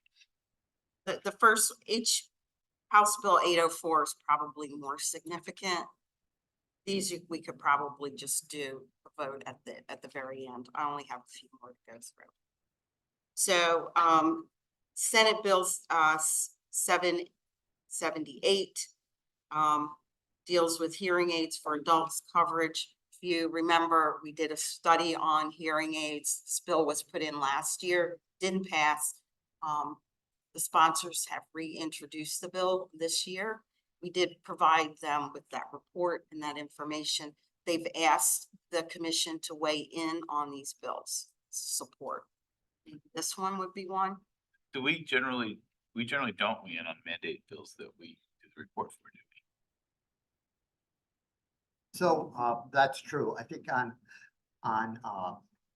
we play the role of almost like a legislative agency, like a CBO, in giving the legislature a fair estimate. I think that's, and what I would recommend here is we provide a letter of information. The sponsor, Delegate Riley, did call me, and so I think the idea would be, we want to be kind of on the one hand, on the other. We do spend a fair amount of time on these mandates, and I have personal feelings about some of the mandates as being better. Almost every mandate affects and benefits somebody. It also wouldn't be there, but I think it's probably safer to always, if we do letters of information clarifying the benefits, pointing out the cost, that would be typically our stance, as opposed to getting tied into this one. Now, on hearing aids, I've been following the literature pretty closely, and also I want to be sure I disclose I have a daughter with a hearing loss, so I know the challenges of convincing people to wear hearing aids. It's just mind-boggling, but people don't want to do it, and providing financial support in some cases may be enough to push people over the edge. Go ahead and do that, but I think we should probably stay clear to our policy preference and provide information rather than getting embroiled in. But I think this is an area where input from others may be really important to get. Are there any commissioners that have thoughts about that or comments? Commissioner Brzezinski here.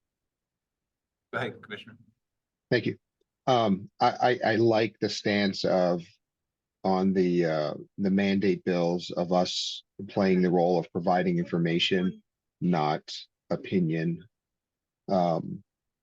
It just doesn't seem like we could play both roles fairly, because if then we're starting to provide opinion, then, we might be selective in which data we present and so forth to support our opinion. So I like the idea of saying, this is what we found, this is what it would cost, this is what we anticipate the benefit to be, and let those in legislature make allow them to have an informed decision about this as opposed to an opinion decision. Wholeheartedly endorse that. I think that's what we agreed to on the call last week. I think so too. I agree. That also is my preference. I think we speak with a more authoritative voice when we provide the facts that people can launch from into an informed discussion than if we actually tell them what we would like to see in terms of. So, okay, so then, you want to do a letter of information, correct? All right. Very good. All right, the next bill, this is more informational than anything. Senate Bill I- 590. I'm sorry, Tracy, to interrupt Commissioner ahead. Brzezinski. Should we take a vote, since this was asked of us and so forth, should we take a vote as a commission saying we vote to simply provide a letter of information regarding the details of this, of our findings, or is our discussion sufficient? That's for fine. that? If you'd like to make a motion.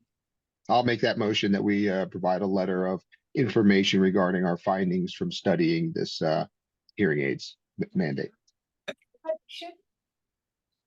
doesn't it make more sense just to have the motion that we do a letter of information? Because we agreed to this twice now. As a general policy position, I think that's fine. I think we should always leave ourselves some wiggle room unless specifically called out. The future commission may just decide to do the opposite. So. Yeah. I feel if we take a motion and a vote, it would show that we've discussed it and we have a consensus opinion after discussion. So I think Commissioner Brzezinski's motion is on this particular bill, we should submit a letter of information. So And can I get Commissioner Cheatham, I think you'd be the second. Great. Is there anybody that wants to discuss further? All in favor? Aye. Are there any opposed? Thank you. Thank you. And then the next one, Senate Bill 595. This is more informational. This is a bill, I believe this one was also put in last year and reintroduced this year. It has to do with the calculation of cost saving contribution. It will basically eliminate cost sharing. So in other words, co-pays, it would get rid of. So the sponsor of the bill asked us if we could look at the bill. There was a report that was done out of Virginia, which we did look at, Ken Shop, and ultimately it really, it has a benefit, but it can also not have a benefit. So it's sort of that correct, Ken? That you eliminate the cost sharing. So if you, it is the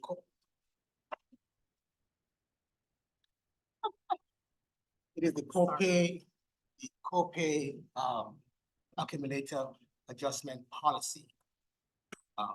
And if the legislation is to put a ban on that policy, and it is shown that in 16 states that before and after the legislation had not a very meaningful impact on average premium in these states. So so that is the consensus of the legislation in those 16 states. The thing is that the copay accumulator adjustment policy, what it does not take into account the copay assistance that chronically ill patients use to help in their out-of-pocket costs. And what happened is that most patients will have to pay the full deductible. But again, that happens sometimes. And also, it doesn't happen, so it kind of, offset, so that's why there is no meaningful, impact on premiums for 16 states or after. I guess I'm missing the purpose of the bill. Try again. So it starts with, there's a drug, someone goes to get the drug, and the manufacturer is going to give them money they can use to offset their cost sharing. That's the baseline scenario. So what would the bill do? Bill would eliminate. Eliminate the accumulator, the copay accumulator, adjustment policy, which does not use the funds or the incentives that was produced by the manufacturer to the patient to help them pay their out-of-pocket costs. Would you restate that? I'm If sorry. I could, maybe Explain I that. can make it a little clearer. It's a complicated, and the title doesn't help. Copay accumulator, what the heck does that mean? So manufacturers give out discount cards, and they're more apt to be attracted to consumers when the drug has a high copay. Many insurance products have deductibles associated with the drug side of the plan. When you take the card in, the pharmacy will credit that card towards your deductible. It doesn't credit the card towards the payer's share. And what payers have done to at least penalize the patient a little bit, to say that those deductibles or copays that are paid by the manufacturer do not count towards the patient's deductible. So some states have passed laws barring insurance companies from doing this. The evidence that Ken cited seemed to show that didn't have much impact on premium. What it does, of course, do is that if a drug is at a higher tier, typically it does nothing to the payer's share of the drug cost. It only covers the patients. So obviously, if you're trying to shift patients from drug A to drug B, the fact that the patient's copays are paid means there's no impact and no incentive on the consumer to shift. The Healthcare Commission got briefly involved in this last fall, or about a year ago, under the state employee plan, because a number of the blood thinning treatments had been available, and then the state's PBM Caremark moved, I believe it was Eliquis, to the higher tier, or they may have actually moved it off the formulary altogether. And Maryland Healthcare Commission ought to be able to do something about this. Because of our name, we did look into that, and that actually did happen. I determined that yes, indeed, and I don't, maybe one of the physicians can tell me who the manufacturer was. Yes, indeed, they were providing discount cards. In that state employee case, there's no patient deductible that applies to the drug benefit, so it didn't really, copay accumulators had no effect. But that's what the law would establish, a barrier on carriers accumulating this across plans, and where it would be most impactful is probably in the individual market, where drug benefit deductibles are common. I don't know if I made that any clearer, but it is kind of hard. The title of it doesn't really say what it does. This is, so getting rid of it is actually helping the patient who has the high costs. It That's prevents That's my. yes, it prevents the payer from not counting the deductible when that deductible is actually partially paid by a manufacturer. Until that patient has to pay their insurance. Because where this kicks in is where you have a high cost brand name drug, an equivalent therapeutic generic drug. And you have high co-payments, cost sharing on the very high cost brand name generic, and low cost sharing on the therapeutic alternative. You have a manufacturer that says, I'm going to make a lot of money on this high cost brand name generic. I will pay your $100 copay. Give you $100 so I can charge $2,000. Right? That money then goes right back into the healthcare rates because it goes into out of the pool of expenses and comes back in. It's not like it's free. The pharma would like you to not look at that money. Don't look at that money, look at the cost sharing. Don't look at the money over here. But that money circles all the way back to the consumer because that's right back into the health insurance rate. So that's the, I don't want to say game, but that's sort of what's going on in the background here. So the, what are we being asked to do? Are we being asked to take a position on this bill? Yes or no? No, this is FYI. We just are weighing in just to provide some information to. Because I feel like it's an issue that is short on that. Like, I'd be like, well, if you wanted me to take a position, I have that general approach, but I don't know, is it going on? Is it, how much money is it? What kind of drugs are at issue? I feel like before I could really take a position on the bill, there's some studying about whether this even exists in the marketplace. Commissioner Brzezinski here. I think Ken had mentioned that there was a study on it in Virginia that said it did not have a measurable impact on premium rates for patients. Did I hear that correctly, Ken or Tracy? Yes, 16 states. The study look at 16 states that show no meaningful impact on average premium. You know, when we look at before, after the legislation in these 16 states. Okay. That's what it should be. I mean, 16 states it's a quite a good sample, you know, as to what the impact of the legislation is. Not like 5 or 6, but 16 is quite a bit.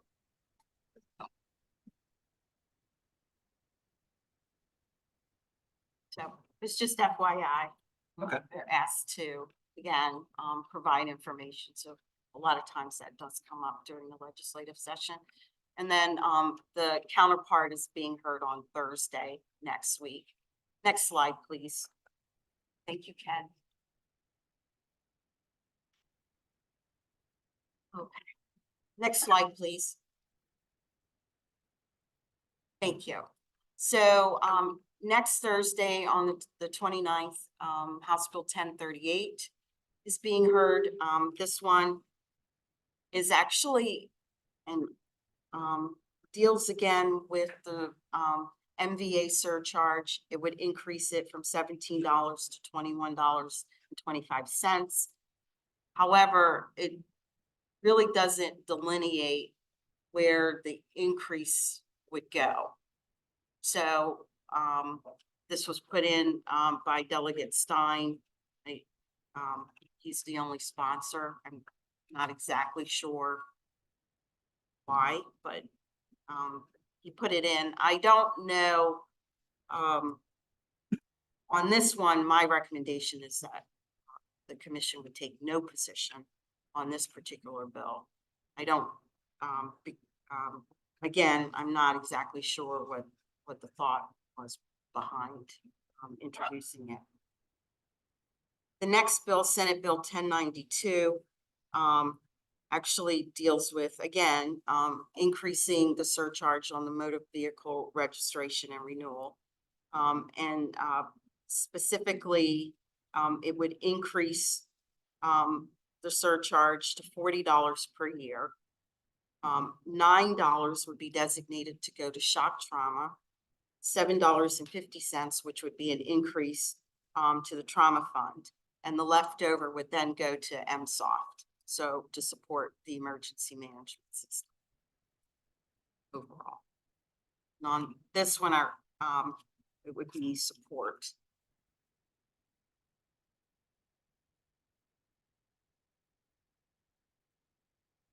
The next bill, House Bill 1423. This one was introduced last year. It did not pass. It's introduced again this year. It has to do with step therapy, and essentially it would prohibit such actions, especially as it relates to serious. I was sidebarring with the executive director. I think probably on the trauma bills, right in our. You want to take a support? Okay. Probably put a vote on the record for that. That's 1038. Yeah. No, 1092, Correct. Senate Bill 1092. So can I get a motion to support Senate Bill 1092? So moved. Second. That's it. And it's that Commissioner Cheatham? Commissioner Cover. Commissioner Cheatham. Second. Thank you. All in favor? Or is there any discussion? I should say, I've been getting a little hasty here. Any discussion? Okay, no discussion. Are there all in favor? Aye. Any opposed? Very good. Thank you. Go ahead, Tracy. Great, okay, so, House Bill 1423, this was introduced last year, it's coming back this year. Last year, we did not do a formal report, but we were asked to sort of, provide some information with regard to, the elimination of the requirement on, prohibition on step therapy, fail first protocols, and prior authorization. So this bill would eliminate prior auth requirement for step therapy protocols, fail first protocols on dosage to treatment of certain illnesses, or med-induced movement orders for associated with serious mental illness. So it would prohibit insurers from putting prior auths in these types of therapies. So this is more informational. We are, since it is a mandate bill, we do try to monitor, and it's coming up in the cycle that we would look at. So I would be telling you about it anyway. Friday, House Bill 1134, Senate Bill 403, hospitals and related institutions, residential treatment centers accreditation. We talked about 2 weeks ago, I believe. We did a letter of support. So on the House side, we would do the same thing, a letter of support. And what this does, it adds what's called CARF accreditation. It's the Commission on Accreditation of Rehab Facilities, to our COM requirement for residential treatment centers. So the bill actually helps us because it really aligns with our regulations and what we do already. So, then, sure. Hey, Go ahead. What is step therapy?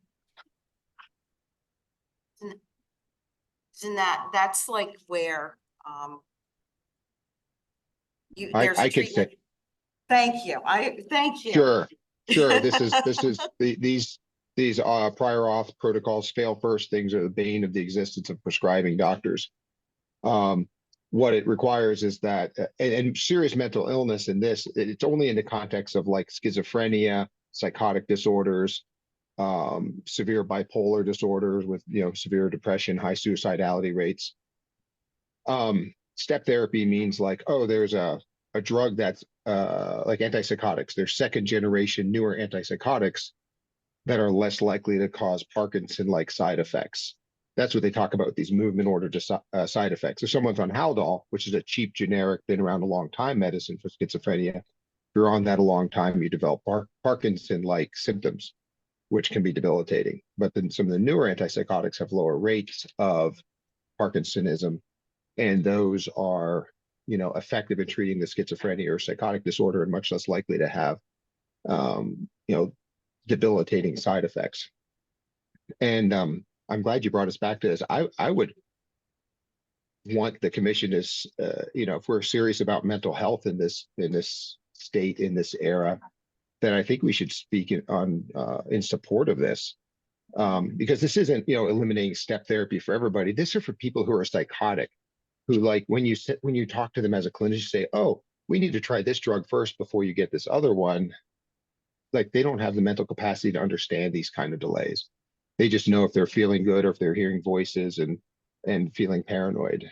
So wait, so are I you think- saying to go from one to the other, like the Haldol basic drug to a second or third generation, you need another auth? Is that You what need to this is try about? you need to try the Fail, first you one have to fail first. The fail on the first one. Okay, thank you. So like you have to have side effects or a problem, Or, you know, that one didn't get the voices to go away in your head. So now we have to try another one. You know, these patients are extremely hard to treat. And, you know, and they don't, it's very hard to talk to them about authorizations and step therapy and saying, well, just see how this works for you. And then we'll try something else next month. If this doesn't work. Meanwhile, they're suffering for a month. So I would make a motion that we speak in support of this, because this is limited to, you know, serious mental illness and patients who are very, very treatment resistant, very hard to treat. And that I think this would be, you know, beneficial and spare them from developing, you know, serious movement disorders like Parkinsonism from the drugs that, the older generic drugs. So that's my motion, that we give a letter of support of this bill. Do we know what are the serious mental illness? Because is it just a door opens for any mental illness? You know, they left it serious mental illness. Is their definition? Because, you know, some drugs, generic ones may work in other less serious mental illness. To me, that implies like psychotic disorders, schizophrenia, hearing voices, visual hallucinations, and probably bipolar disorder. I don't think this counts for simple anxiety and depression.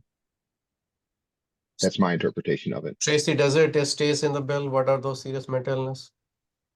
You know what, there are definitions, Dr. Bhandari. I do not remember particularly what they are, but I don't think that they're outside the parameter of just what Dr. Brzezinski just said. This bill's not about step therapy at all. Me, like, it just prohibits any kind of pre-authorization for those conditions. Well, most prior authorizations require step therapy, But this is in just my none. experience. Yes, but this eliminates any pre-authorization. Oh, okay. So the bill doesn't have necessarily definition, but it does reference diagnosis: bipolar disorder, schizophrenia, major depression, post-traumatic stress disorder, or a medication-induced movement disorder associated with the treatment of a serious mental illness. And so it states, beginning July 1st, 2024, the program may not apply a prior authorization requirement related to fail first protocol, or step therapy protocol for a prescription drug used to treat an enrollee's diagnosis of. So it's one of those 5 things. So it's very specific in the bill. So if you have those diagnoses, then they're saying that you do not need to, the bill is suggesting or recommending that we do not have to go through the fail first step Or therapy any pre-authorization at all. or any pre-authorization. Right. Or yes, right, you don't, I guess, based on the drug that's being prescribed. Is it the drug it- or is it the diagnosis? I think it's The based on the diagnosis, right? diagnosis. Yeah. So are we saying any drug that we would be treating for those patients, as long as it's a psychiatric drug, would not require prior authorization? Because you could have a schizophrenic who has diabetes. We then said Oh. they don't need to have prior auth, right? So it's the disease or is it the medication? Well, they don't, so they do define Or it's both. step It looks therapy like drug. drugs to treat psychiatric illness, Got it. Okay. not patients with. And again, it Yes. seems limited to just Maryland medical assistance patients. And I mean, if we're looking Yes. at health equity and social determinants of health, this is a population that they don't have the social No, and it's not commercial. No. no, Other it's just, Other It's what? insurance as well. It's it is. certain insurers, nonprofit health service plans, health maintenance organizations, and managed care organizations. Oh, thank you. So it's MCOs too. Mhm. That would be the commercial market as we think of it, plus Medicaid. Yes. But not self-insured plans. Do we, I guess the question I would have though, before we say this is good, do we know what the difference in cost would be? Has anybody studied that? Of the We medications. eliminate, yes, for these, like, for these major depression, bipolar schizophrenia, post-traumatic stress, and medication-induced movement disorders. If we don't pre-authorization fail first or step through programs, what would the difference in cost be? Would be the question I would ask to weigh against the, obviously, there are gonna be some people that would benefit from going right to the newer, more expensive drug. What do we pay to get there? Right, I think the bill that was put in last year was much broader. This one, they limited serious mental illness. I think that one was because Yep, you here, know, and we're, there's no reference to it being introduced last year. Where I could look and at when, the and when we look at cost of this, are we able to factor in the ER congestion from people with out of control psychotic disorders? I know I work part-time in the ER and I see that a lot, even in our small town. You know, anything to improve ambulatory psychiatric care to prevent interfacing with the emergency department or police and law enforcement. I think there's tremendous societal cost savings there, which I doubt we'll ever be able to measure. So Yeah, I think we need to come back to the commission on this. This is primarily Medicaid. Typically, the governor's legislative office wants Maryland executive branch agencies speak with the one voice. And I think we need to find out I don't know what Medicaid's position is on this. Generally, they're cautious about budget impacts, but I can't say for sure in this case. I'd like to talk to our colleagues before the Healthcare Commission weighs in. It's not possible that we take different positions, but generally the legislative office of the governor doesn't want different agencies taking different positions. There's sometimes exceptions made, but generally, as you might expect, governor controls all of the executive agencies and wants to have some consistency. But aren't we an independent commission? We are, but we're still, yes. And- I don't know that that's. That's a tradition. Query. I would say And- we want to be informed before we pick our battles. And don't we have a motion and a second on the table? Well, I think Ben has just. Well, you can't you still have a motion and based on whatever we find out from Medicaid? And you can decide we can do it or not do it. I mean, look, under Robert's Rules of Order, Commissioner Brzezinski, if you want to push your motion and you have a second, and nobody wants to withdraw it, we'll take a vote on it. I'm going to vote against it. So Okay. I'd like more Well, information. my motion, as I previously stated, was to send a letter of support for this House Bill 1423. I will support my friend. Well, no, Hopefully- that's why I seconded it. No, I agree with you, I- cost of what it cost to society also take into consideration. I agree with you. It's a very complex issue. I think your point is very well taken. I think Ben does have to do some due diligence here. Well, Yes, go ahead. I did want to note that the healthcare commission has a bit of a history in trying to work out compromises on step therapy that MHCC over the years has been, I think, viewed as helpful by all stakeholders in trying to figure out what would work. I don't, my recollection is not as good as David's is, but David, do you want to come up? I know we have a motion pending, but you know, we might be able to find some middle ground here in trying to challenges palatable to everyone. So I agree with the conversation. I think the recollection it ties to it. The support by the commissioners has largely been in line with the direction that past efforts have been. So other than going into a lot of minutia, I would just say that at this point, the approach of the commission seems to be fundamentally aligned with all the past efforts. Work with the stakeholders to find balance. So the legislation's consistent with what the commission has previously found with regard to step therapy. Prior efforts, that's I don't know how to parse that myself. It's consistent with some other things we did in the past. Like, great, put the things out. Let me see them. My God. First, Do we know?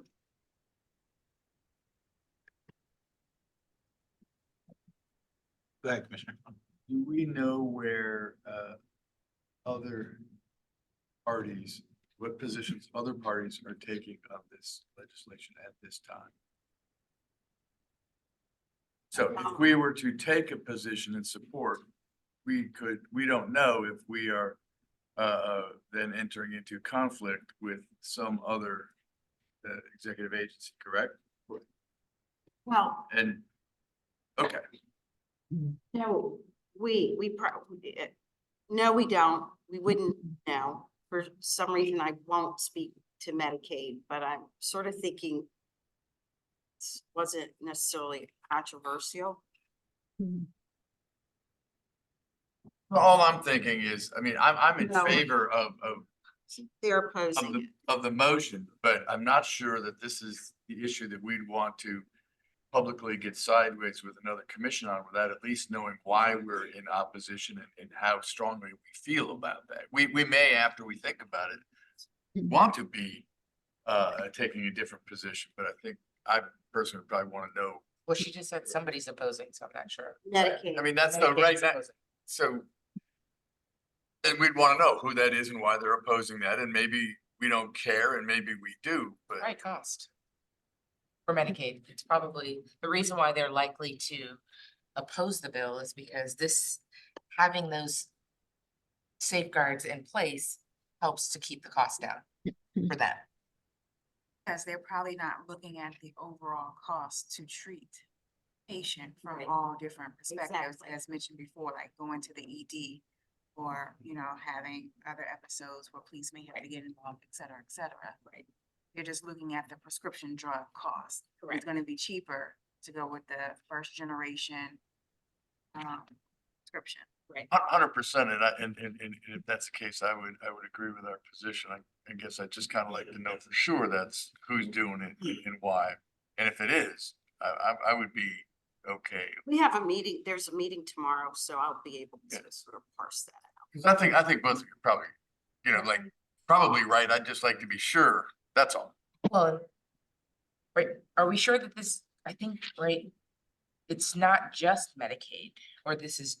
Right, this it's is not just Medicaid. It's not just Medicaid, and we've only heard an opposition from Medicaid, but what about all of the other payers? Do they have a position on that, right? Because that would be, we assume Medicaid's stance, but I'm curious about the other payers.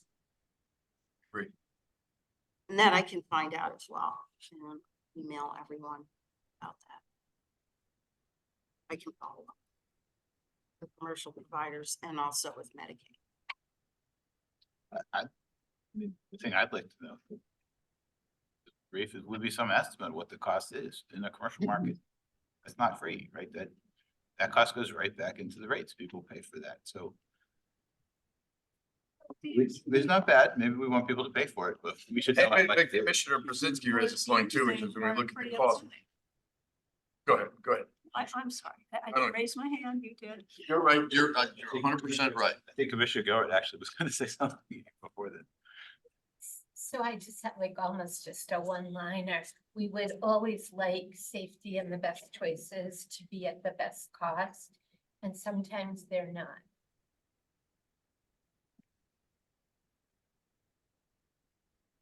I was gonna say, just when we're looking at the cost of medication, other payers are looking at also. They have to, you're talking about premiums, but like the total cost of care to care for that patient. The ER visits, the outpatient facility, all of those, outpatient, inpatient. All of that goes into the total cost of that one patient who is not controlled on the medication. I don't know that we look at that. We look at it at Kaiser, but like, we don't always, all payers don't always look at the total cost of what it takes to care for a patient. And so different service lines are only focused on things. I would agree with that from my experience that, the prescription drug benefit part of an insurance company would look at this in silo from the, emergency department visits in separation from the inpatient psychiatric placements and so forth. So it's, sure, it costs more to prescribe a more expensive medicine, but I'm not sure that the analyses often seriously consider the broad scope of care as you do at Kaiser. Sorry, one more comment. So I agree with what you said related to Kaiser 1,000,000%. And I know in the fee-for-service world, there are reps going into everywhere and trying to push their best new drug. And when I was a hospital vice president, I always knew when a new rep came out with something because every doctor was ordering it. And sometimes it's better and sometimes it's not better. So I like get all of that. However, at the heart of it are human people who up till now have not been treated optimally from a medical or a societal perspective. And if it costs a little more for the drug, but all these other things are really improved for them, for society, for the total cost, that's great. We wouldn't want the new rep in town to get everybody on a third generation something because, you know, they brought the best pizza or whatever the things they're not allowed to do anymore, right? So I'll just say that I always knew when a new rep was in town. Was it for serious mental illness? I'm thinking more on the cardiology side, but it would be for anything. You No. just saw what the new trend was and then you respond by formulary, right? Yeah, but also this particular area. But this area, to your point, is tough. Well, there's impact to, sorry, Go ahead, go ahead. I was just gonna say, there's impact to the health system, healthcare, right? But there's also impact to other systems, homelessness, you know, Yes. food, That all Yes. social determinants of health Yes. that we see a lot of these patients will suffer from because they did not get the appropriate care to include the appropriate medication. And to your point, while you have them in their in your clutches, because they don't come back. Yeah. I guess I absolutely support what my fellow commissioner just said. If we're gonna look at the costs of this, we have to include the costs even outside of the immediate healthcare system. Because they're documented and they're. So where are we then? I guess here's the question that I'd have with that, right? Because we're all spinning stories. We have a story of why it's more expensive. We have a story about why everyone will be saved. None of those stories are true for every drug.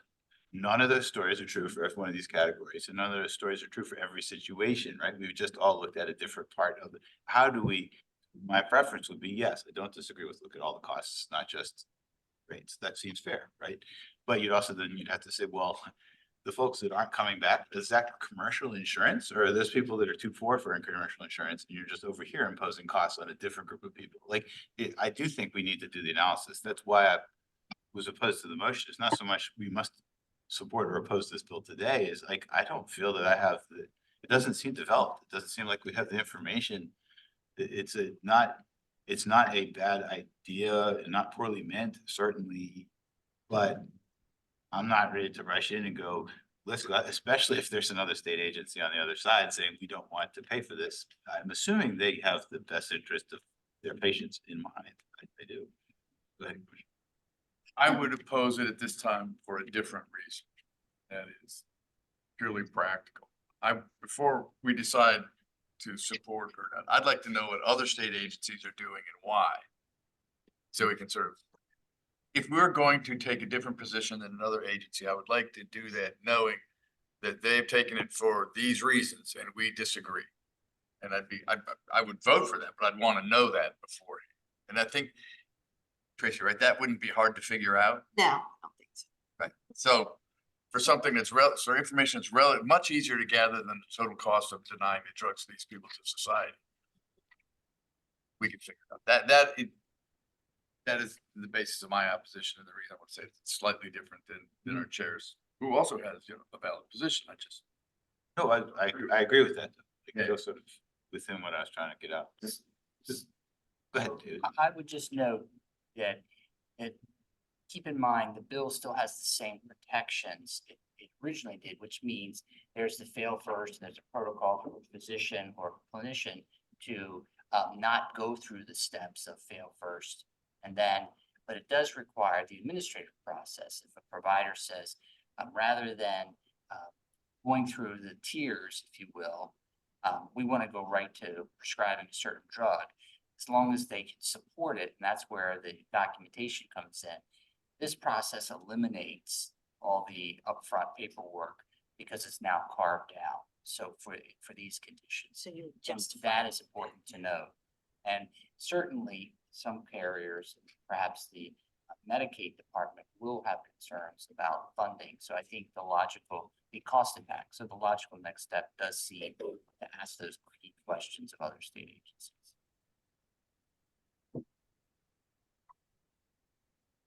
Commissioner Boyle? Will we have an answer before February 29th? Oh, yes, So we have a chance of yes, taking a position on it. yes. Yes, I mean, I'm willing, as long as we get the answer soon, so we can take a position, I'm willing to hold it until we get that information. And keep in mind, historically, we work to find the balance. And that's why Ben mentioned there's a long history in I finding still the think. compromise. Me too.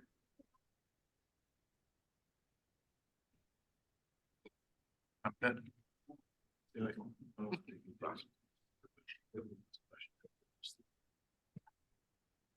Yep. When do we meet? The meeting, well, yeah, and the meeting the has to be- official is next Thursday, but we would, convene prior to that. No, email? I think we should take it. Well, I don't even know what agency.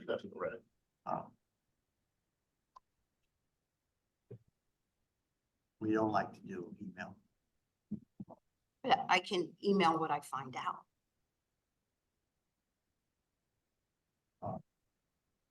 We can.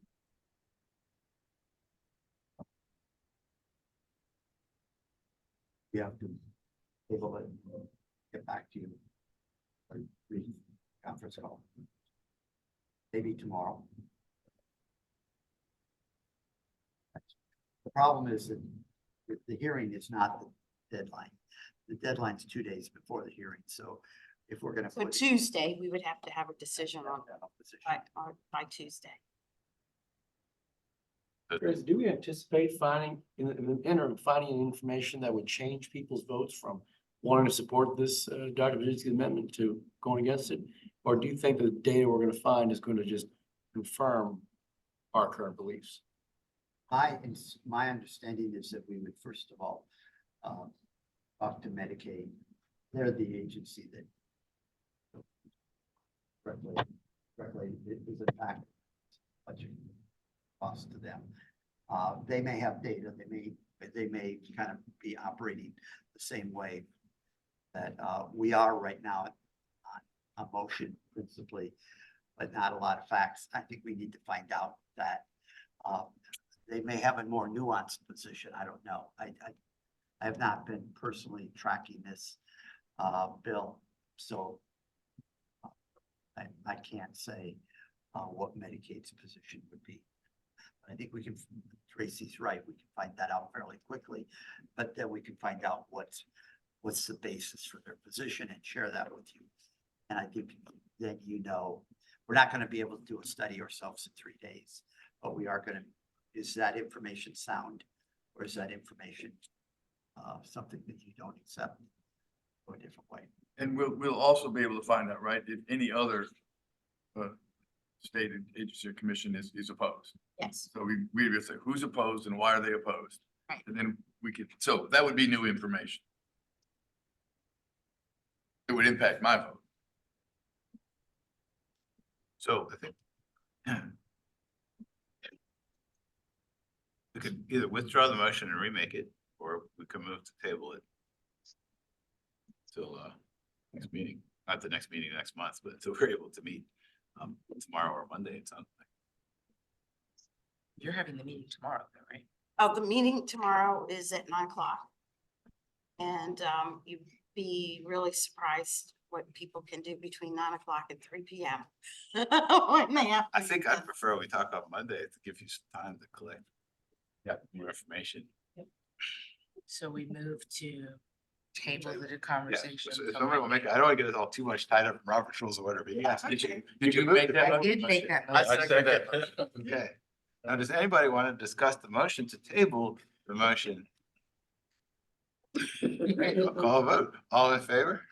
Aye. Are there any opposed? Aye. Dari was also voting opposed. I saw his hand. He's opposing for his friend. I See him smiling. In my business, I don't have time to tell people, well, oh, I just hold on and wait a couple days, see if you're really having a heart attack. We have to make decisions right away. Right, no. It kind of affects my personality across the board. So speaking of that, I agree with Dr. Brzezinski, since we see these patients day in, day out, so we have a little more, insight into what we should do. What Yeah. have to stretch our parliamentary knowledge a little bit today, and we will find time on Monday. Appreciate it. Always something to learn. Hey, I got to go deliver a baby. I'll talk to y'all later. All right. Hey, Wow, Bye. yeah. Mom you. and baby do good. I hope So, so. Thank you, guys. Don't miss that. Appreciate y'all. bye. Don't miss that. Next slide, please. Not at all. Don't miss that at all. Oh, shocked. Little babies are All happy. right, so this is, Either. this is just a list of bills that we've already taken positions on. So these will be watching, there's 10, which seems like a lot, but I think it is for us at this point. Next slide, please. And just as a reminder, we did have our budget hearing on February 15th in the House and in the Senate on Monday, actually, this week. So there wasn't anything really controversial. They are interested in what is going on with regard to the Commission to Study Trauma Funding and the recommendations and the reports that came out. Next slide, please. So just to give you just a brief update, we did submit a final report to the legislature related to the recommendations that came out of the Commission to Study Trauma Funding. Next slide, and I'm going to pitch it to Ben just to do a summary of the recommendations. Yeah, I don't think, given the time, necessarily want to spend all that much time to try to get you out by 4 o'clock. But the Trauma Commission met 5 times between August and December. They came up with about 15 recommendations.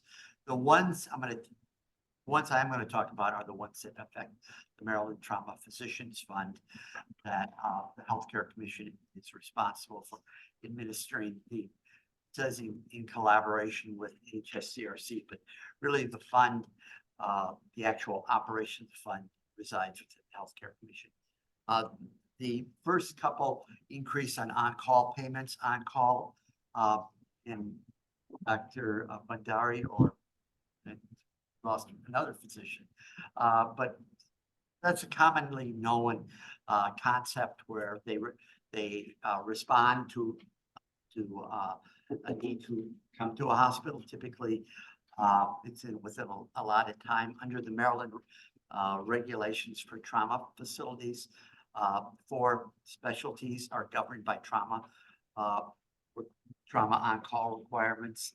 They are trauma surgeons, anesthesiologists, neurosurgeons, and orthopedic surgeons. They have to be either on call, ready to respond within 30 minutes, or for the higher level trauma centers, that is level 1s, they have to be actually at the hospital. And that's a different definition of availability, and that's called standby. The concept we use in trauma generally is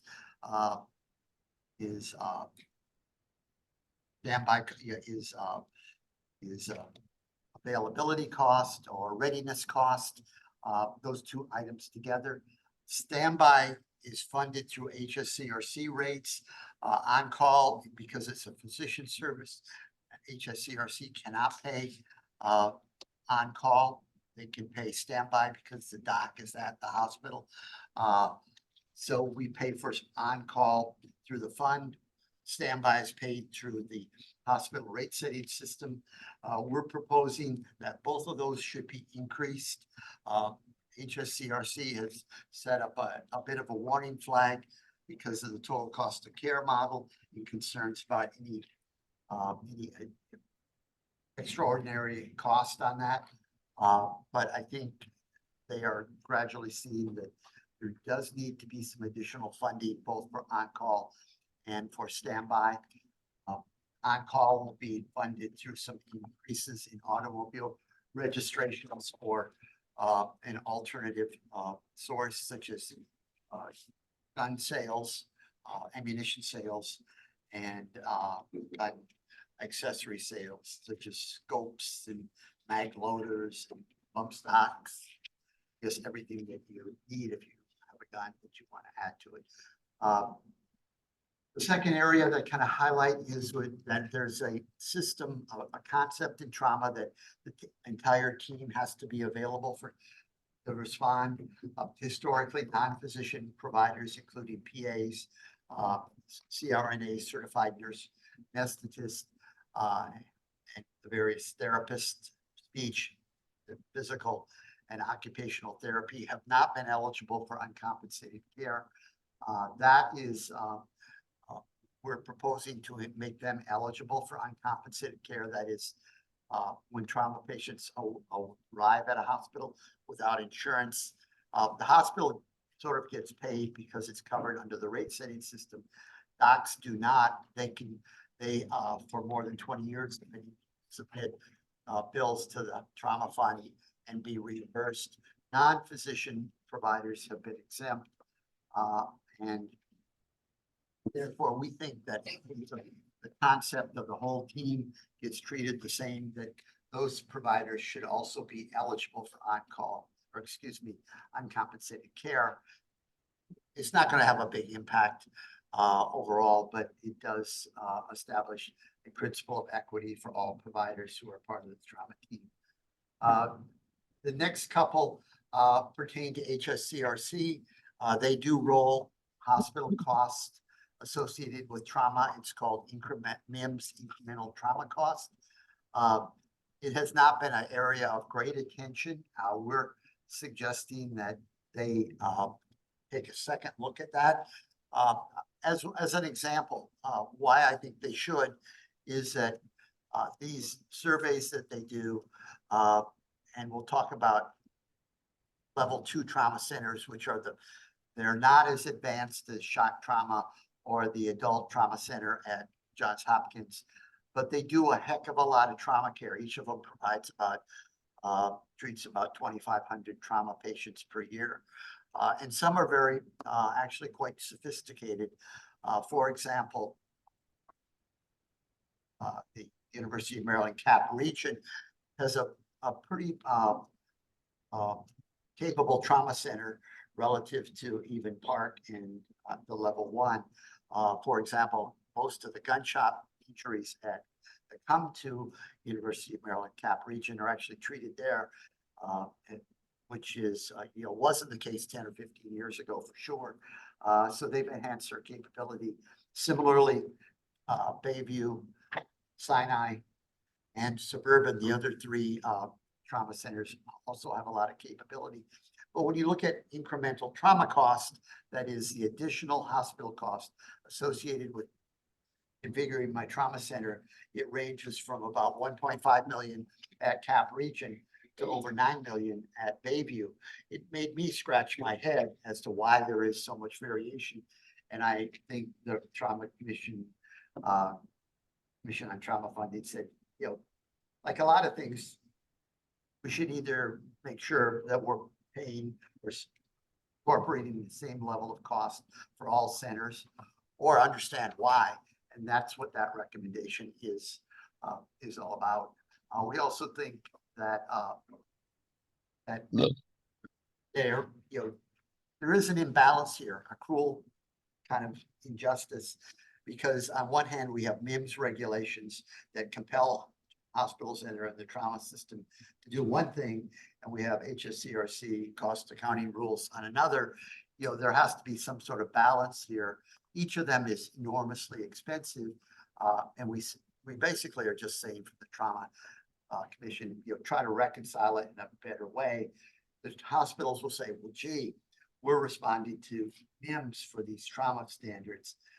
And they also say, well, gee, we're aspiring forming to what HSCRC requires. There's a need to get greater conformance. And so there is an encouragement there that HSCRC consider fully accounting for incremental trauma costs, if at all. Next slide, please. And the next several, the one I would note is that unbeknownst to all of you, probably a Maryland trauma hospital includes Children's National in the capital region. They receive about 800 Maryland kids. Historically, we have provided some subsidies in parallel with potentially increased subsidization of Maryland trauma centers. We also agree that the Children's National should also receive some additional funding due to the fact that they are part of the system and they treat Maryland kids. They would not be eligible for some of the other elements of the trauma program. So this is a way to reflect the fact that they're part of the system, but don't have eligibility for on-call, standby, et cetera. Now, they do have an opportunity to get paid through what are called trauma activation fees that are not permitted in Maryland, but are permitted elsewhere. So we think that has to be taken into account. The funding that would be proposed is up to about $890,000, subject to them documenting costs. They can't just get it. They have to show us that their costs are there. And the same, moving down to the last provision, there are, in addition to the 10 trauma centers, a number of specialty trauma centers, and they get a small amount of support for their on-call cost, and we say that should continue. You want to jump to the next slide? Next slide, please. And these are administrative provisions that we think are important. During our study, we were required by the delegates and senators to look at the cost of gunshots. And we discovered it's darn hard, especially over Christification. That'll stay, you know, off the record kind of, but it was a challenge to get that information, partly because we can't link all the information up. We see a trauma injury from the MIMS trauma registry, but we can't track that information across the various utilization systems very well. And we think there should be an arrangement between the agencies so we can track a trauma patient, understand what that entire trauma episode is. That's what G1 is about. And lastly, you know, we have enormous expertise in measuring quality, and we think it's appropriate that MHCC, given there certainly is going to be more money for trauma care in the state, and we think it's now is a point in time that we look at, you know, some quality measures for trauma care. I don't know where we're going to come out on that, but I've already talked with several of our staff about that possibility. There's a good deal of enthusiasm on the staff that we could come up with something. We would certainly rely on the standards already in place, established by the American College of Surgeons, that sets the standards for trauma centers across the United States, except for Maryland, where we have MIMS. And it's important to note that MIMS standards are a bit higher than the ACS standards. So you know, we would think that, you know, Maryland should be a leader in trying to talk about trauma quality as well. I think this will generate some concerns among the trauma centers, but I think it's appropriate if we're talking about a significant upsurge in funding from the state, that the accountability also ought to be there. Stay tuned on that. Next slide, please. Thank you, Ben. So I really would like to extend my appreciation for the engagement with regard to the legislative presentation and the bills. I do appreciate it very much. It's very helpful, actually, for me. Our next call would be slated for February 29th at 8 o'clock in the morning. And I do think that call is actually going to happen. So we will have 2 calls from us this week coming up. And then, next slide, please. And then, yeah, the end, but not literally. So in honor of Black History Month, I just would like to provide a little bit of history. And I don't know if it comes up often where people want to know, like, why is Black History Month celebrated in February? And so I just thought it would be great to kind of impart that history to you. So February, as we know, is Black History Month. And it has been basically since the 1970s, as we all know it today. But actually, an eminent American historian by the name of Carter G. Woodson, who pioneered the field of African-American studies in the early 20th century, inspired by having attended a 3-week national celebration of the 50th anniversary of the emancipation in 1915, was joined by 4 others. They formed an association called the Association for the Study of Negro Life and History, ASNLH, to encourage scholars to engage in the intensive study of the Black past, a subject that has been sorely neglected by academia and in US schools. In 1916, he published the Journal of Negro History. And in 1924, he spurred on with his college fraternity, Omega Psi Phi, thank you, introduced Negro History and Literature. So 2 years later, determined to bring greater attention to African-American history, Woodson and the ASNLH launched Negro History Week in February 1926. And the reason February happened to be the birth month of Abraham Lincoln, who signed the Emancipation Proclamation, and Frederick Douglass, right? The great abolitionist author and orator, right? He was born actually February 14th, which I did not know, but I thought that was interesting because it's Valentine's Day. And Abraham Lincoln was born February 12th. And basically, since the death of Lincoln and Douglass in 1865 and 1895, respectively, the Black community had celebrated their contributions to African-American liberation and civil rights on their birthdays.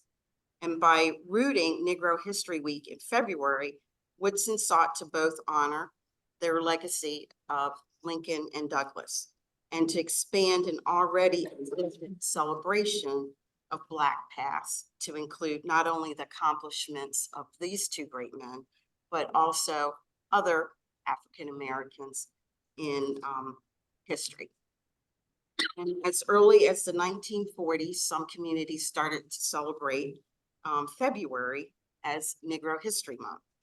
And then with the ascendance of the Civil Rights Movement and Black consciousness in the 1960s, more people started to celebrate Negro History Week, and then it morphed into February being the whole month. And in 1976, President Gerald Ford urged Americans to participate in its full observance. So since 1976, it's been an official.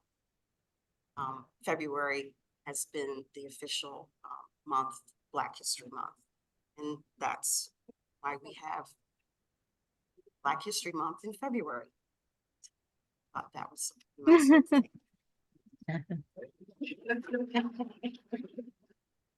And then I'll leave you with this, just a thought to ponder. If the number 2 pencil is the most popular, why is it still number 2? Just saying. You're too corny. Thank you, All right. guys. Thank you, Tracy. Agenda item number 8. Overview and update on activities to support our quality reporting initiatives. The Commission maintains the Maryland Healthcare Quality Reporting Consumer website in fulfillment of our mandate to increase transparency and informed decision-making among consumers and facilitate improvements in the delivery of care in Maryland.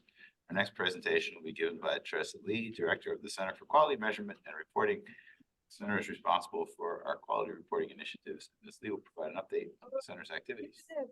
Not just Ms. Lee. Thank you, Chairman, and good afternoon, Commissioners. With me here today is Sumitra McCammon. She's also a member of the quality reporting team. Welcome. Since we have several new commissioners here today, we've developed a comprehensive but concise overview of the activities of the Quality Center. And we've also included in the overview some background and historical context associated with what we do. So please feel free to stop me at any time if you have questions or comments, because we'd like this to be interactive if possible. Okay, I'd like to introduce the team, and the team is actually here today. So our hospital initiative is headed by Courtney Carta, and all things hospital that you will hear me talk about in the presentation, usually led by Courtney, with Sumitra McCammon, who works with Courtney, and Sumitra really takes a leading role in our promotion of the website with Courtney. But she really does a great job. And as you see, you have in front of you, and I know I don't want to steal your thunder, so I'm not going to say any what's in front of it. Okay. I'd also like to introduce the staff who work on our long-term care and commercial health plans initiative. That's Dr. Stacy Howes and Julie Beard. Stacy Howes oversees the initiative. She oversees the contractors that support our nursing home family experience of care survey and our health plan contractor. She works on interfacing with other agencies and ensuring that our maintain collaboration with those agencies. You may recall she led the work group on small assisted living facilities, and she also co-led the work group on nursing home acquisition. So Stacy's here, and Julie Beard works with her. And Julie manages data collection for a variety of provider types, long-term care provider types that you'll see listed in the on the slide there. She engages quite often with the public in responding to consumer calls. But I also wanted to make sure I noted that all of the regulations that you see before you, Julie has had a hand in formatting, editing, and making sure they are shepherded through the regulatory process. So she does that in addition to her long-term care responsibility. The next staff person is Mariama Simmons. Mariama oversees our outpatient reporting initiative. She administers our freestanding ambulatory surgery facility survey. And most recently, she's taken on the adult medical daycare survey. And on our health equity page, we have a survey of programs designed to address the needs of vulnerable populations that the Maryland Health Department sponsors. That's another area for Mariama. And then our newest member, Teresa Brown. Teresa is our chief methodologist. It's actually a new position that we have recently acquired, and she's been with us, I think, almost a year now. And her focus will be on utilizing the data better. We collect a lot of information. We spend our time getting it aggregated and ready for public reporting, but we really haven't had the resources to really drill down into the data and to determine if there are other kinds of information that should be reported or other analyses that could shed light on it.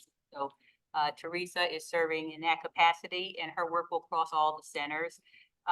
She has already begun looking at data to respond to, I think it was Commissioner Gilmore's question at a previous meeting about breast cancer. and some issues associated with that. So she's looking at hospital utilization data, and we hope to come before the commission in the next month or so to talk a little bit more about that. She's also working on looking at HCAHPS data to see if there are ways in which we can disaggregate the information and use the patient level HCAHPS information to look at maternity experiences of care and satisfaction by race. And she's already begun to look at it. And because it is a sample, so it's not a lot of data, but we're still exploring that. So I thought that's important to share.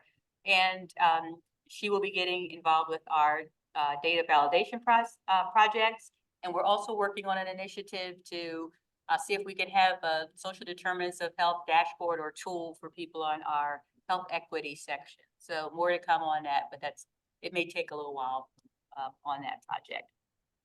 Next slide, please. So this is a screenshot of the home page. It's our main product.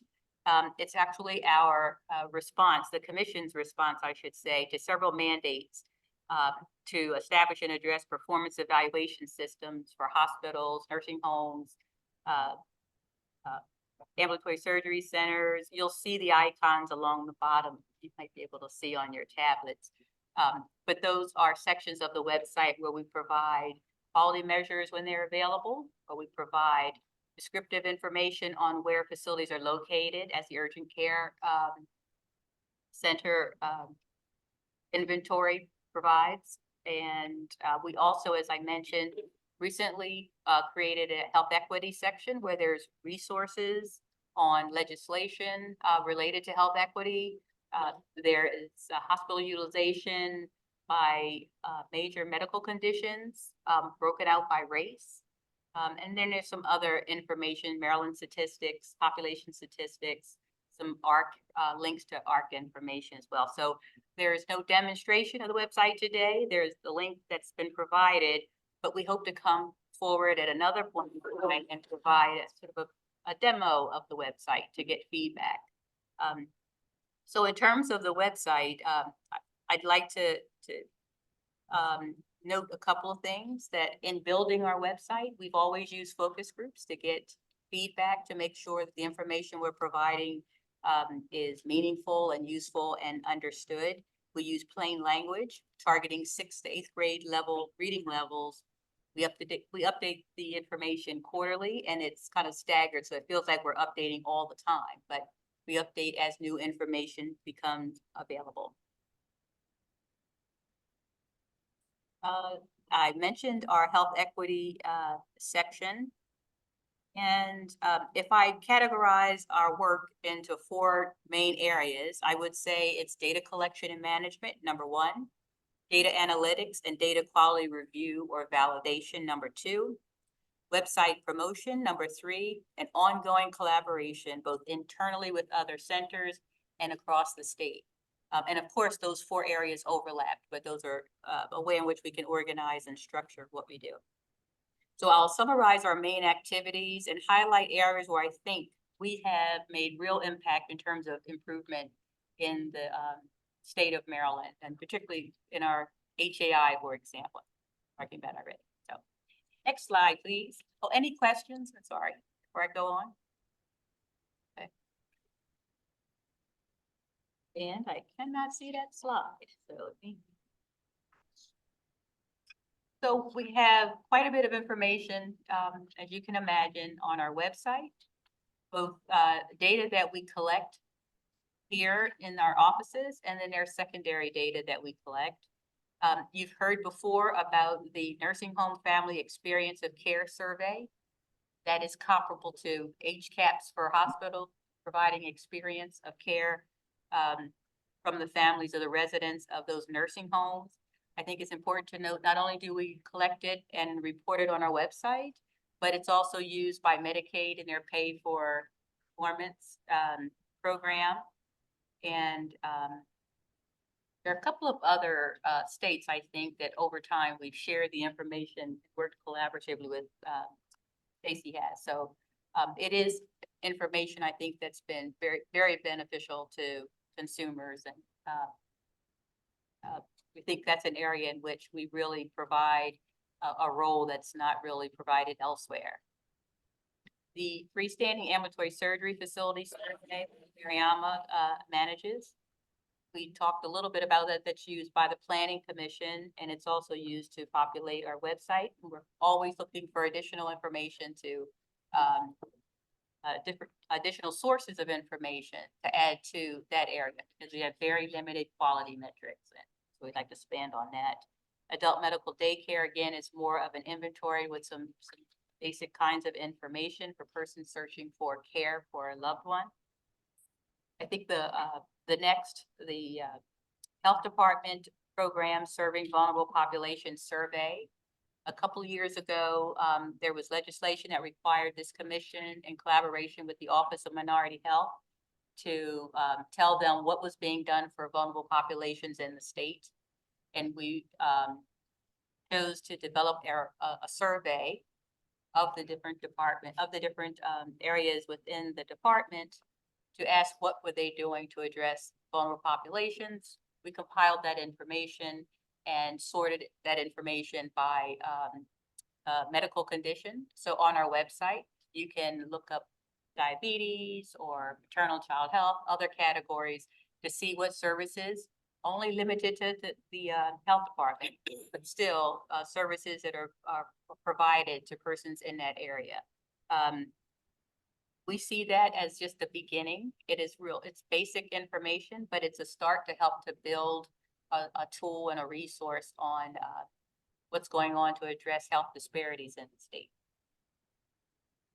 I will add here that in a meeting, I think it was yesterday, with the HSCRC, because we actually serve on one of their committees, they're looking at capturing information from hospitals on the programs they have in place to address health disparities.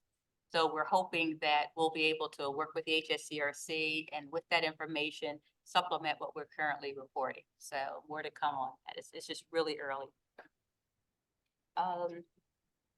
An area I think where we've made a difference over time, flu vaccination surveys. I know it sounds like a basic kind of data collection effort, given so many of the more complicated issues that are being addressed, but this commission started probably a little over 10 years ago, and prioritizing that, created with the help of the industry, the definitions, the time frame, the exceptions, all those things that you have to put into place to come up with a standard way of collecting and developing rates of staff flu vaccinations. So we started with hospitals. They were about 78% at the beginning, and now they're at about 90-some%. And it's just something that hospitals do. They now require staff to be vaccinated. That survey, again, that was developed with an advisory committee that worked with our commission. We've expanded the survey so that there are nursing homes, home health, assisted living, and other facilities are also collecting the information. CMS now requires it through their surveillance system. So we're getting that from NHSN. Their NHSN is CDC, I'll say, NHSN surveillance system. But CDC will require it from, or is requiring from, nursing homes. So Tracy and her staff are working to collect it through NHSN to again support the Medicaid program and their pay for performance. I believe it's the pay for performance program. Yep. So there are a number of activities. I just really wanted to highlight there are a number of activities that are underway in the center that really feed our website, but it also connects us to the larger healthcare regulatory environment. And we've seen, with respect to the performance in flu vaccination rates, we've seen increases in all those areas, with hospitals, nursing homes, the larger assisted living facilities. All of them have increased. And it's not just because of the survey, of course, we know that. It's also an increased acceptance of the fact that this is something that people should be doing. But I just think it's worth noting the role that this commission has played. And then, of course, there's a lot of secondary information that we collect. And I won't go through that. I kind of mentioned some. But I will highlight the CDC the NHSN healthcare associated infection measures that come through that surveillance system. That's something that is led by Courtney Carta and supported with Symmetria. And this commission started the requiring hospitals to participate in NHSN and the first area was collect information on central line associated bloodstream infections. We didn't know a lot about how well or how poorly the state was doing, but the results of that data capture revealed that Maryland was the worst state in the country when we compared our rates, our state rates with the rest of the states. And over time, we've seen that come down where CLABSI, I don't know where it's the same or even better than other states. So it's those kinds of things that just pulling information together so it can be seen by hospitals. They're looking at their own information, but being able to see is, of course, that comparison information is important. There's also data collection for the Certificate of Need program that, again, Courtney manages, and that's cardiac PCI data as well as the STS cardiac surgery data. And that information helps Eileen Fleck and her center look at the performance of certain hospitals with respect to the PCI program, their certificate of ongoing performance, and as well as some cardiac related cardiac surgery program. So you can see where the work is both related to public reporting, because that is our charge, but it also has other benefits that are important. Next slide, please.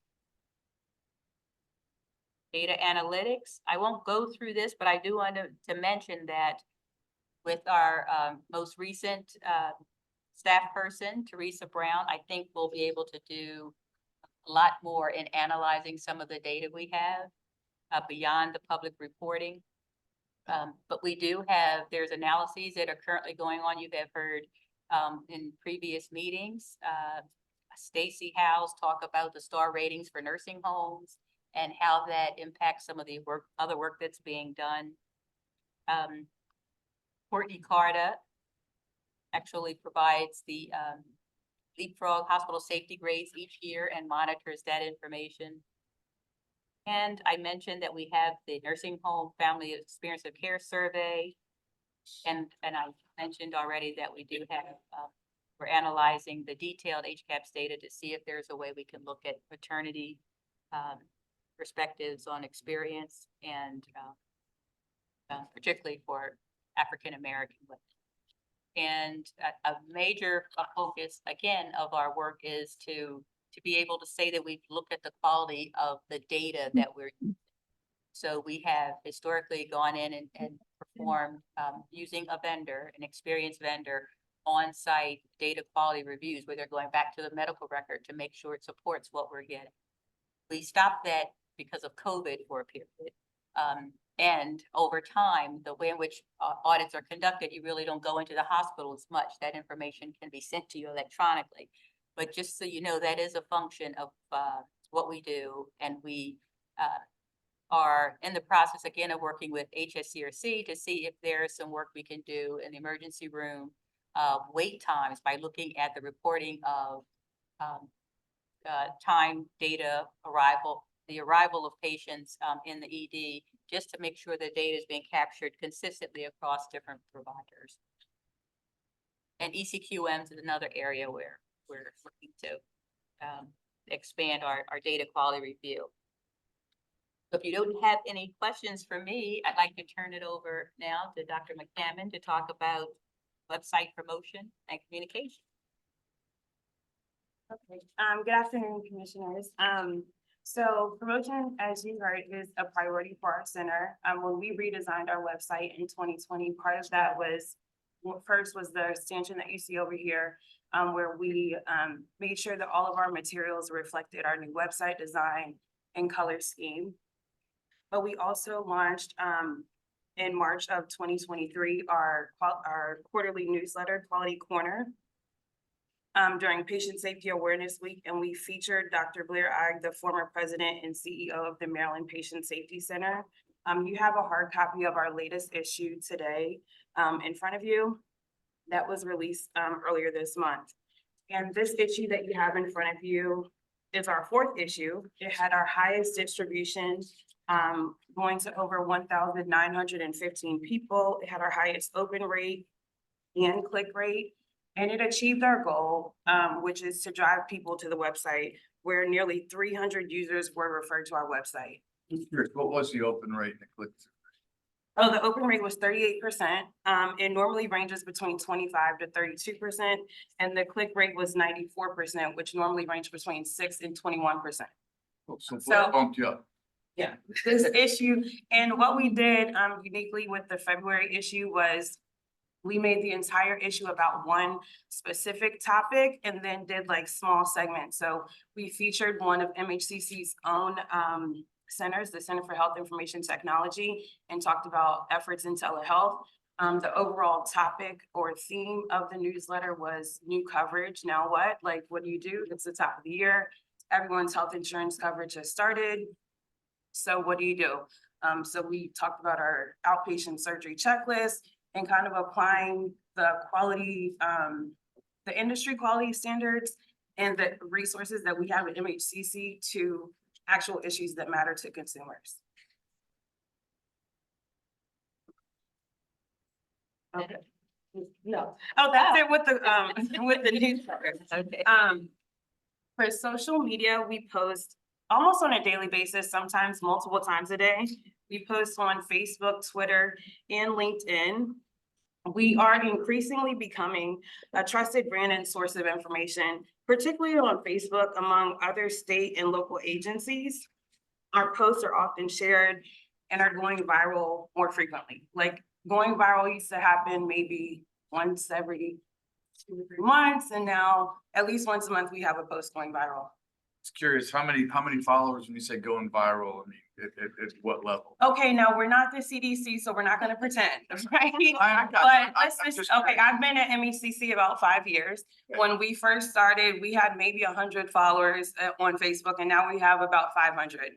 So we're trending upward, like for 2023, according to our Hootsuite metrics, our growth, our audience growth was 10%. So, and that was more than the CDC's growth. They had a negative growth actually, because we do benchmarking against the industry on social. I think this is. Are you using Reels as well? We don't do Reels. We have started to do more in-house marketing, which I was going to talk about a little bit later, but I can talk about that now. Where we are creating videos. I would love to try to do a Reel, but we use Canva to create a lot of our materials now. As a government agency, you get actual free access to Canva. So if you have a government or nonprofit, just You could feature our chair and executive director. absolutely. We Oh, have the more wanted attractive to picture long than do a Twitter chat with some of the leaders and talk about some pertinent health issues. Yeah. So, but we also have really increased our followers on LinkedIn. Last year, we increased by 83. We weren't really posting on LinkedIn on a daily basis until about 2023, so that was really good for us. For health affairs, we present at the Baltimore County Power of Aging Expo in Timonium and the Harford County Expo. The Power of Aging is our most popular one. We frequently, the last time we did it in October, we sold out of everything. The hand grippers, the pill containers, they love all of the merch that we have. And we even started, most importantly for the expos, is branding ourselves. So we designed our own t-shirts. So I make them on Canva, and then we found a t-shirt company and the entire team wears the same shirt. So that's been really helpful. Where, you know, we just all look uniform. I have a question. Do you only present at county? No. Or state fairs or expos? I mean, we'll present really anywhere, but yeah. If you're requested, will you come? Yes. Oh, this is good. Yes, that was my I next. think we got a couple of people thinking about that. Yes. So now we also do website demonstrations. We do them live in person. We also do them remotely via Zoom. But those are very popular. We've done them with libraries, community organizations, other state agencies. We're hoping to expand to reaching out to churches, particularly around hospice use in communities of color. So that's really important. And then because of resources like Adobe Stock and Canva, we have been able to move to creating all of our resources and materials in-house. So we're not having to like contract out for designing fact sheets or making videos or making infographics. We can do that all ourselves. And lastly, with website performance, we include a monthly update in the commission update about how many people come to our website. We also monitor consumer engagement and awareness. Internally, using Google Looker Studio, we create internal templates to look at specific metrics that are important to us beyond what's included in the commission update. And then we also monitor social media awareness and engagement on Hootsuite. We want to continue to build our brand on social media as well as looking at the website and then seeing how those two things translate. Like if people are coming from social media to the actual website and then where people are coming from and which pages are most popular, how long people are spending on the different pages. So we do a deep dive into all of that. And we're always looking for recommendations. So if you know a way to help us get the information out, if you want us to do a demo, if you have, yeah, just let me know. Let any of us know. So I know the insurance administration does a lot of community outreach because I got on their list, so I see the emails all the time. And I'm just wondering if you ever talk to them, if there's a collaboration. I know it's gonna be a little different because they're not just health insurance, right? They're gonna have. Yes, all they insurance. share our content all the time. We always go and share each other's stuff. Great. Any questions? Oh, well done. Thank you. Appreciate the diversity that you show. Appreciate it. A lot of work. If I could, just a minute, in the interest of time, I know there are other slides, but we need to move on. So I think we've gotten the message across that the staff collaborates and we work with different organizations, so I won't go there at all. But one thing I did want to mention is that we are working with the Community Health Workers Program to try to get them to, well, we have been working with them and they have agreed, I should say. We're going to host they're going to host a webinar and then we'll go over our website to have a feedback session, similar to a focus group session, to get information from them because we believe they're in the community. They can tell us, does this website speak to the community? Does it have the information that we need to? What things do we do? Those kinds of things. So that's in place. And also the final thing I'd like to say is the Maryland Patient Safety Center is also something that the Quality Center is responsible for the designation process, overseeing that, and it ties in nicely to our next presentation from the new director of the Maryland Patient Safety Center. So if there are no questions for Summitria, me, and we're done. Thank you. Thank you. Okay, agenda item number 9 is update on the activities of the Maryland Patient Safety Center. Included in your packet this month is a progress report from the Maryland Patient Safety Center. Maryland law authorizes this commission to designate an organization to serve as the Patient Safety Center for the state and to develop and implement patient safety initiatives across the state. The current designation ends in 2025. The MPSC is required to update the commission every 6 months on their activities and accomplishments to ensure compliance with our designation agreement. Last year, we were informed that Dr. Blair Ige, President and CEO of the Patient Safety Center, was retiring and a national search was underway for his replacement. The board has completed the national search and has selected a new president and CEO. I would like to note that Commissioner Boyle serves on the board and participated in the recruitment process. I'm going to hold you to account. It's a pleasure to do that. We have a very good result. Today, I am pleased to welcome the new president and CEO of the MPSC, Ms. Stephanie Bedito. Am I pronouncing that correctly? Yes, thank you. Bedito brings a wealth of experience in quality and patient safety, including 25 years with the Johns Hopkins Armstrong Institute. Stephanie and Teresa, please proceed. I don't need to say you. You did it. Terrific. I understand I'm now between you and the clock, so Pressure. I will try to keep it short-ish.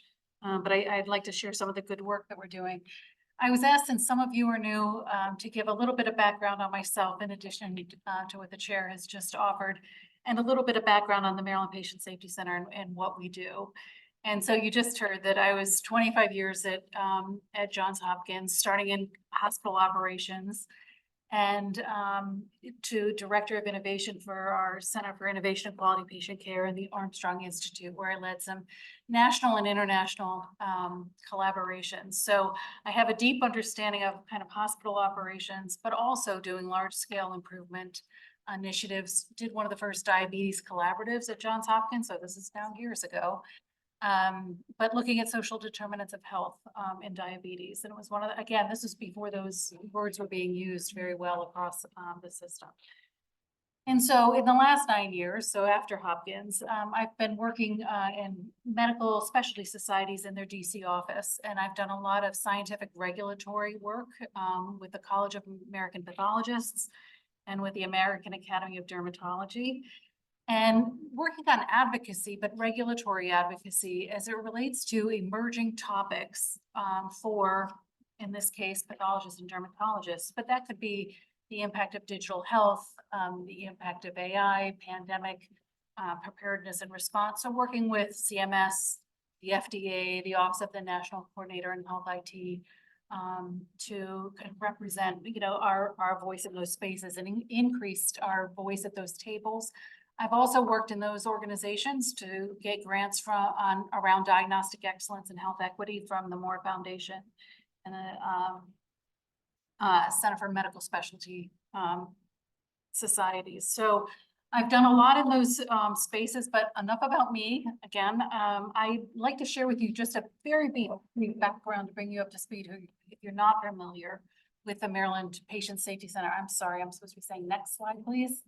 Oh, yeah. Sorry. Next slide. Perfect, thank you. So let's just take a very brief walk down memory lane. In the late 90s, early 2000s, the To Err is Human, Crossing the Quality Chasm, increased interest in patient safety. And the Maryland legislator actually asked the Healthcare Commission to make some recommendations on what Maryland should do. I think Maryland was actually pretty early in this space. And the Healthcare Commission recommended the creation of a patient safety center to improve patient safety in the state of Maryland. So in the early 2000s, the Maryland Patient Safety Center was created. And since that time, the Healthcare Commission, as you actually pointed out under your area of responsibility, the Maryland Healthcare Commission has the responsibility of designating and redesignating a patient safety center for the state of Maryland. Now, the Maryland Patient Safety Center has gotten the designation and redesignation each time, but you have put it out for RFP and that kind of thing. And our most recent redesignation ends in 2025. So I'm sure we'll be talking more about that. That designation did not come with any kind of funding until 2 years ago. And at that point, the legislature appropriated $1 million per year in the governor's budget. That also goes through the Healthcare Commission. And so we are the recipients of it as the designated Maryland Patient Safety Center. And we provide you with a report on all of our activities to share with you how we use that money. And so I get two questions about the Maryland Patient Safety Center a lot. One is, are you part of the Maryland Hospital Association? And the answer is, in the early days, for a couple years, we were. And part of the Delmarva Foundation. And those two work together. But then just a couple years later, we became our own entity. So we're our own entity with our own board. We're kind of an affiliate of the Maryland Hospital Association, but we have our own independent funding and our own independent board. And our board is made up of member hospital organizations. We've got patient advocates on emergency services. We've got folks from long-term care, post-acute care, federally qualified health centers and the like. We think it's a wonderful opportunity, although there's no mandate to have a commissioner on our board, but we think it's a terrific bi-directional communication to have Marcia Boyle serve as both. We do, as a part of our requirement for designation, have a senior MHCC staff person, and that is Teresa, who's been an important part, and I think an increasingly important part of our board. The other thing I've been asked, and you all already know the answer to this, is do we collect data on patient safety events and healthcare quality? You just heard from Teresa that they collect the data. And, you know, certainly the Office of Healthcare Quality does some data collection on patient safety events as well. We are not the data, we don't have any mandate, state mandate to collect data. What we do have, however, is federal designation as a patient safety organization. That's a legal entity that has protected ability to look at patient safety events, talk about, learn root causes, share information for patient safety events. And so we do collect data from hospitals, but on a volunteer basis. But that volunteer basis means we only have a subset of hospitals in Maryland that are sharing patient safety data with us. We learn and spread those learnings, but it is a subset. And I think, you know, as Teresa has, looking straight at you, as Teresa has pointed out, sorry, we have opportunities to increase our collaborations around data and what we can learn and share from data. So next slide, please. I'm going kind of quickly to keep it going. So we're not in the data collection. We appreciate that, but also it is an important topic, so I don't want to cut it entirely short, but I appreciate your, So light. I appreciate your efficient presentation, but don't feel like you shouldn't like talk about something that needs to be discussed. Fair enough, thank you. So if we're not a data collection organization, what have we actually been doing? And we were established to help improve patient safety in Maryland. And so what we're doing is, and I'm going to go in a little more detail in each of these, we've been building capacity, mostly in Maryland hospitals, to improve patient safety. We've been focusing on birth equity as a program in the last 2 years to support state goals.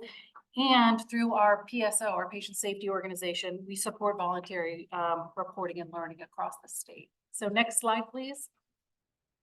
So what does it mean to build capacity through education and outreach? We support Maryland hospitals, and in having a workforce that has the capacity to do the work of patient safety. And what we know is that patient safety doesn't reside just in training patient safety officers on how to do root cause analysis or FMEAs or Lean Sigma.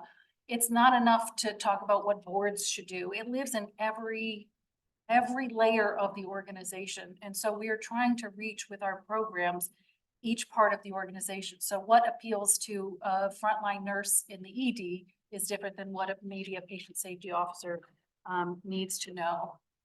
We also know how many times have you all and others talked about workforce and how important our workforce is and how in crisis our workforce has been. And we collaborate with Johns Hopkins actually to offer Caring for the Caregiver, which is a workplace resilience program. And this is, you know, sometimes this is viewed as second victims, right? You've heard of second victims of medical errors, and we support the second victims of those. But this is also about building resilience in our healthcare workforce. And right now, we all know that they need resilience. And we also know that resilience is connected to patient safety. And resilience means that someone can respond to unexpected events in a way that actually helps promote patient safety. Let me pause here too to say that, you know, I think it was 2 years ago, maybe 3, the Healthcare Commission was charged by the legislature to convene a task force to look at creating a PR campaign to address healthcare workplace violence, right? Our healthcare workers were our heroes in COVID, and we are looking at through the Healthcare Commission, my predecessor, Dr. Blair Ige, chaired this and identified that a public relations campaign would be about $2 million. And we've put in a request, obviously, in the governor's budget. that's still, I would say that's still a TBD, but it's something that's out there. And part of it is really to raise awareness that this is an issue and not put this solely on the backs of hospitals and healthcare organizations to have to do themselves. Next slide, please. So we also have our annual conferences, and we have an annual medication safety conference, which is held in the fall. And I wish you could have all been there. It was about 260 pharmacists, nurses, risk managers, clinicians, and they talked in this case about technology and how technology can help and hurt medication safety. And there were some really cool ideas in this. And one of the things that we're working on in the Maryland Patient Safety Center now is there are things that came out of that each of the medication safety officers in that room said, this is important. This is really important. We've got to get our smart pumps connected to our EHRs in a much safer way. But you know what? They can't, it's very hard for them to go back to their individual hospitals and work on this problem. So what can the Maryland Patient Safety Center do to help where there is a need across hospitals to make improvements, or in this case, work with vendors? And so we find that there's a space for us to where one hospital alone might not be able to address the problem. And also, you know, it's not a case of the pharmacist or the nurse at the end of the line making mistakes that a vendor could actually fix in the design or implementation of their system. So we think we have a space on that. We'll be talking more about culture of safety at our upcoming spring conference. We also give out our Minogue Award winner, and we've got some very amazing work that's being done in Maryland hospitals. And I think the Minogue Award allows us to highlight those. Next slide, please. So I think you've heard before from Dr. Ike before, we are working very hard to support the goal of reducing severe maternal morbidity. And there's a list, and you can read in our report what that means. But we have a role in reducing pregnancy-related deaths and stillbirths. And there's a lot of work being done in this space by the Maryland Department of Health. And there's a program called MD Mom out there. There are a lot of hands in this pot. There's a lot of work being done. And so when the Maryland Patient Safety Center started working on this, we started working with non-obstetric providers. Most of the work is being done with obstetric providers. So if you are postpartum and half of maternal deaths occur in the year postpartum, you show up to the ED with a headache and the ED is very full. It's not actually a question. The EDs don't generally, as a rule, ask you, are you within a year postpartum?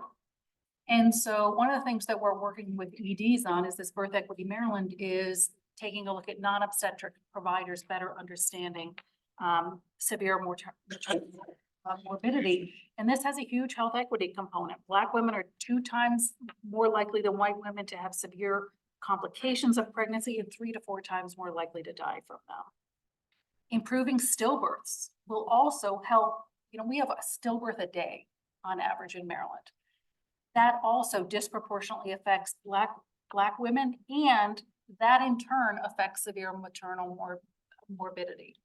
And so we're working with a program called Count the Kicks. It's getting a 3rd trimester counting of kicks so that it's both known and how do we ensure these voices are being heard if you've had, in this case, a decrease in the count the kicks. So we're working on this space, and we're trying to build capacity in Maryland hospitals with safety series and with fellowships in this area. So I think, you know, we, with all of the other work in the state of Maryland, we certainly hope to be turning the tide on this.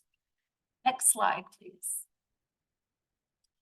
So again, I talked to you about our patient safety organization.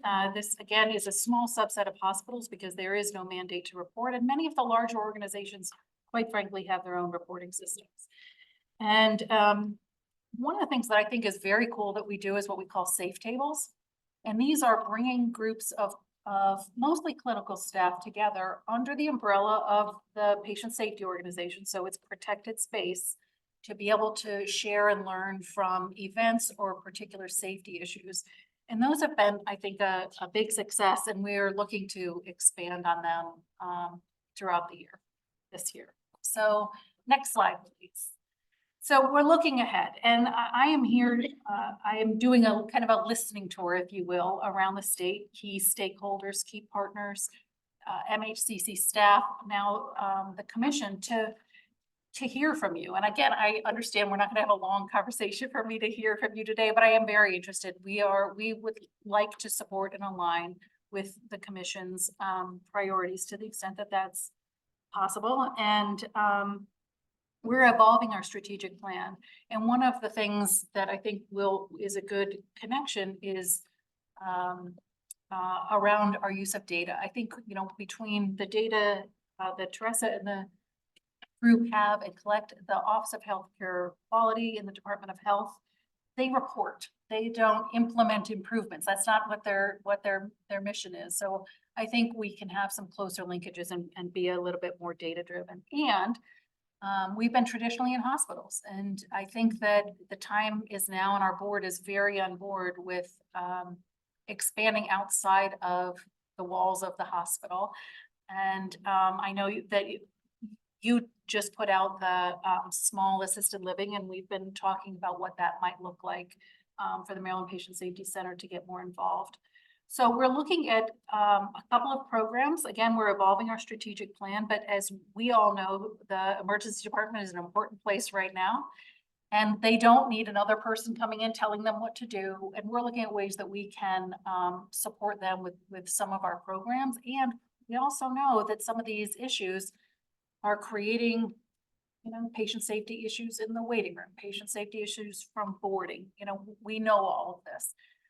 So we're looking at how we can best support as opposed to adding on to the things that the emergency departments can do. And we look forward to working around the small assisted living. So I'm gonna stop there and ask Teresa and Marcia if they have anything they would want to add before we turn it back to the chair. I did.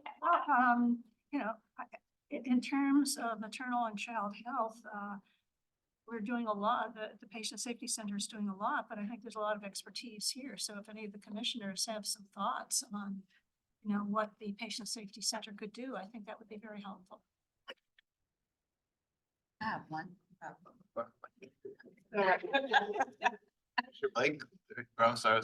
No, I think Go right ahead. Spinner was first, yeah. I'll make it quick. So when you were talking about the birth equity project and mothers who present in the emergency room headaches, you know, within a year of childbirth, is there any other initiatives going on to connect mothers to specialists if they present with a complication during a pregnancy? So for example, you have preeclampsia and you're at higher risk for developing heart disease, and then you should be referred to a cardiologist because of your higher long-term risk.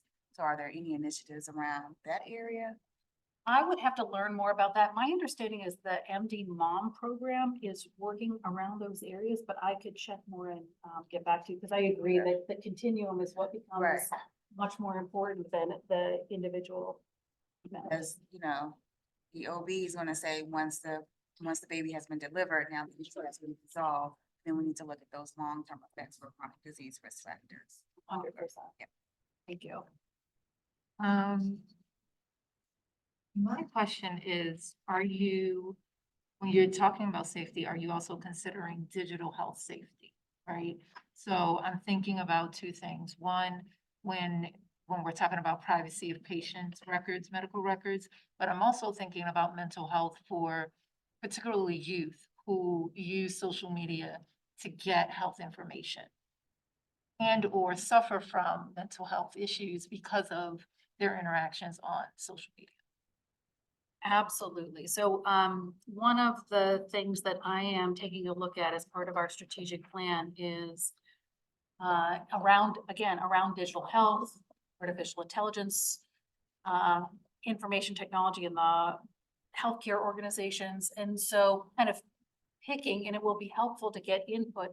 I mean, that's this big, right? So where are the areas that the Maryland Patient Safety Center can actually have an impact in those areas? You know, I'm looking in my previous jobs at artificial intelligence and the machine learning algorithms that have been implemented. And oh, by the way, create more problems or don't address health equity or fail. You know, that's its own patient safety. So there's so many, including the one you mentioned. And so I think it will be on us to think about how do we prioritize where we look? And so that input is super helpful to inform our strategy. I appreciate that. Good question, Chief. Great. Any other questions, comments? Yeah, just one. Good question. So there's no shortage of things to look at. I think we would all agree. And I tend to feel guilty when I think about how far we still need to go in hospitals when I talk about outside of hospitals. But I would say unregulated space in the ambulatory world is like the wild, wild west. And there's like a never ending set of possibilities of how to triage those safety opportunities. I just might add, one of the issues, for instance, as a board member, there's so many things that can be done. And, I think it's going to be an ongoing conversation, obviously, but also Stephanie knows we have to find funding as well. Things can't be done in a vacuum. And, looking at the state funding tracking, how much is being used for over a third for Birth Equity Maryland. So we want to do the best we can in areas. I'm very excited, for instance, about the small assisted living nursing homes, but we also have to find partners and funding to be able to make the difference we want to make. I appreciate the input. I will be looking forward to more kind of some of these ideas that you had. Are you guys looking at the ambulatory surgery spaces as well? We are literally looking at where do we prioritize, as Commissioner Boyle just said, we're small right now. We hope to grow and expand because again, it is, many, many choices of places to start and where to start. And so we're trying to take a more methodical look at that to where we can make the most difference. And one thing. That's good. There is, and Ben, you may want to add, there is a bill, I think it's still in the proposal stages, House Bill 1051, Delegate White's bill, where they're looking at, it's the Maryland Maternal Health Act, where they're looking at birthing facilities and getting more information on risk assessment forms, making sure that's complied with before payment, as well as postpartum infant and mortality referral forms, to make sure that kind of information is collected before reimbursement is provided. And they're also looking for possibly doing a report card of sorts for facilities, birthing facilities. So it's just very early on, but I think Ben is aware of it, and was just a first or second meeting that we had just a couple days ago. It's a little bit late for introduction, but there's still time, but it did seem like there was broad support. Teresa and I were on a meeting on Monday where the Health Secretary, Assistant Secretary Marie Grant, Deputy Secretary Nilesh Kawarama were also there. So there was, from the health department standpoint, it seemed like there was broad support, and we'll have to see. So if a bill is, leadership wants a bill passed, it can be introduced the last day of the session and succeed. But the longer you wait, the more challenging it is. It seems like there's strong interest. So form, as well as looking for potential roles for patient safety center. I have one question, and if it's a whole can of worms, just tell me, but looking at the list of initiatives, right, for severe maternal morbidity, it's great. But there's one part of it, I'm glad we're giving this attention. I'm glad we have this list. The other part of my brain is going, severe maternal morbidity for Black women is not new, right? It wasn't like 5 years ago, it was great, and it got worse. So now we've got to do all this stuff. So now the spotlight is on it. Now we're getting attention. In 5 years from now, there will be something else that the spotlight will be. What part of all of these initiatives is trying to take the things and make them permanent? Take advances and say, we learned here, we didn't learn there. We're going to incorporate this. You see what I'm saying? Like, so that when the spotlight moves, the world is different. It just, well, we feel good because we paid attention You make such a good point, because especially now, hospitals or healthcare organizations, but I'm gonna just keep saying hospitals for a moment. They don't need one more, pay attention to do this, pay attention to this. Here's how you can do sepsis, here's how you can do pressure ulcers, here's how you can do this. Exactly to your point is, okay, we've focused on sepsis and now we've pressure ulcers. What happens to sepsis? What happens to severe maternal morbidity? What we hope to be doing, honestly, is building capacity to create the systems that allow organizations to do this work. Right now, you'd be shocked. I know that you're talking about increasing the kind of the demographics in your data. We're trying to train patient safety officers right now to take a look at their data in a stratified way. And if we can embed looking at your data in a stratified way, I think we can make a long-term, as one example, obviously not as I think we can make an example of how to embed this mindset into the work that we do. I think there's a lot of that in patient safety, that we can do a better job of embedding a mindset as opposed to throwing more collaboratives for one particular thing, because that doesn't teach them to fish.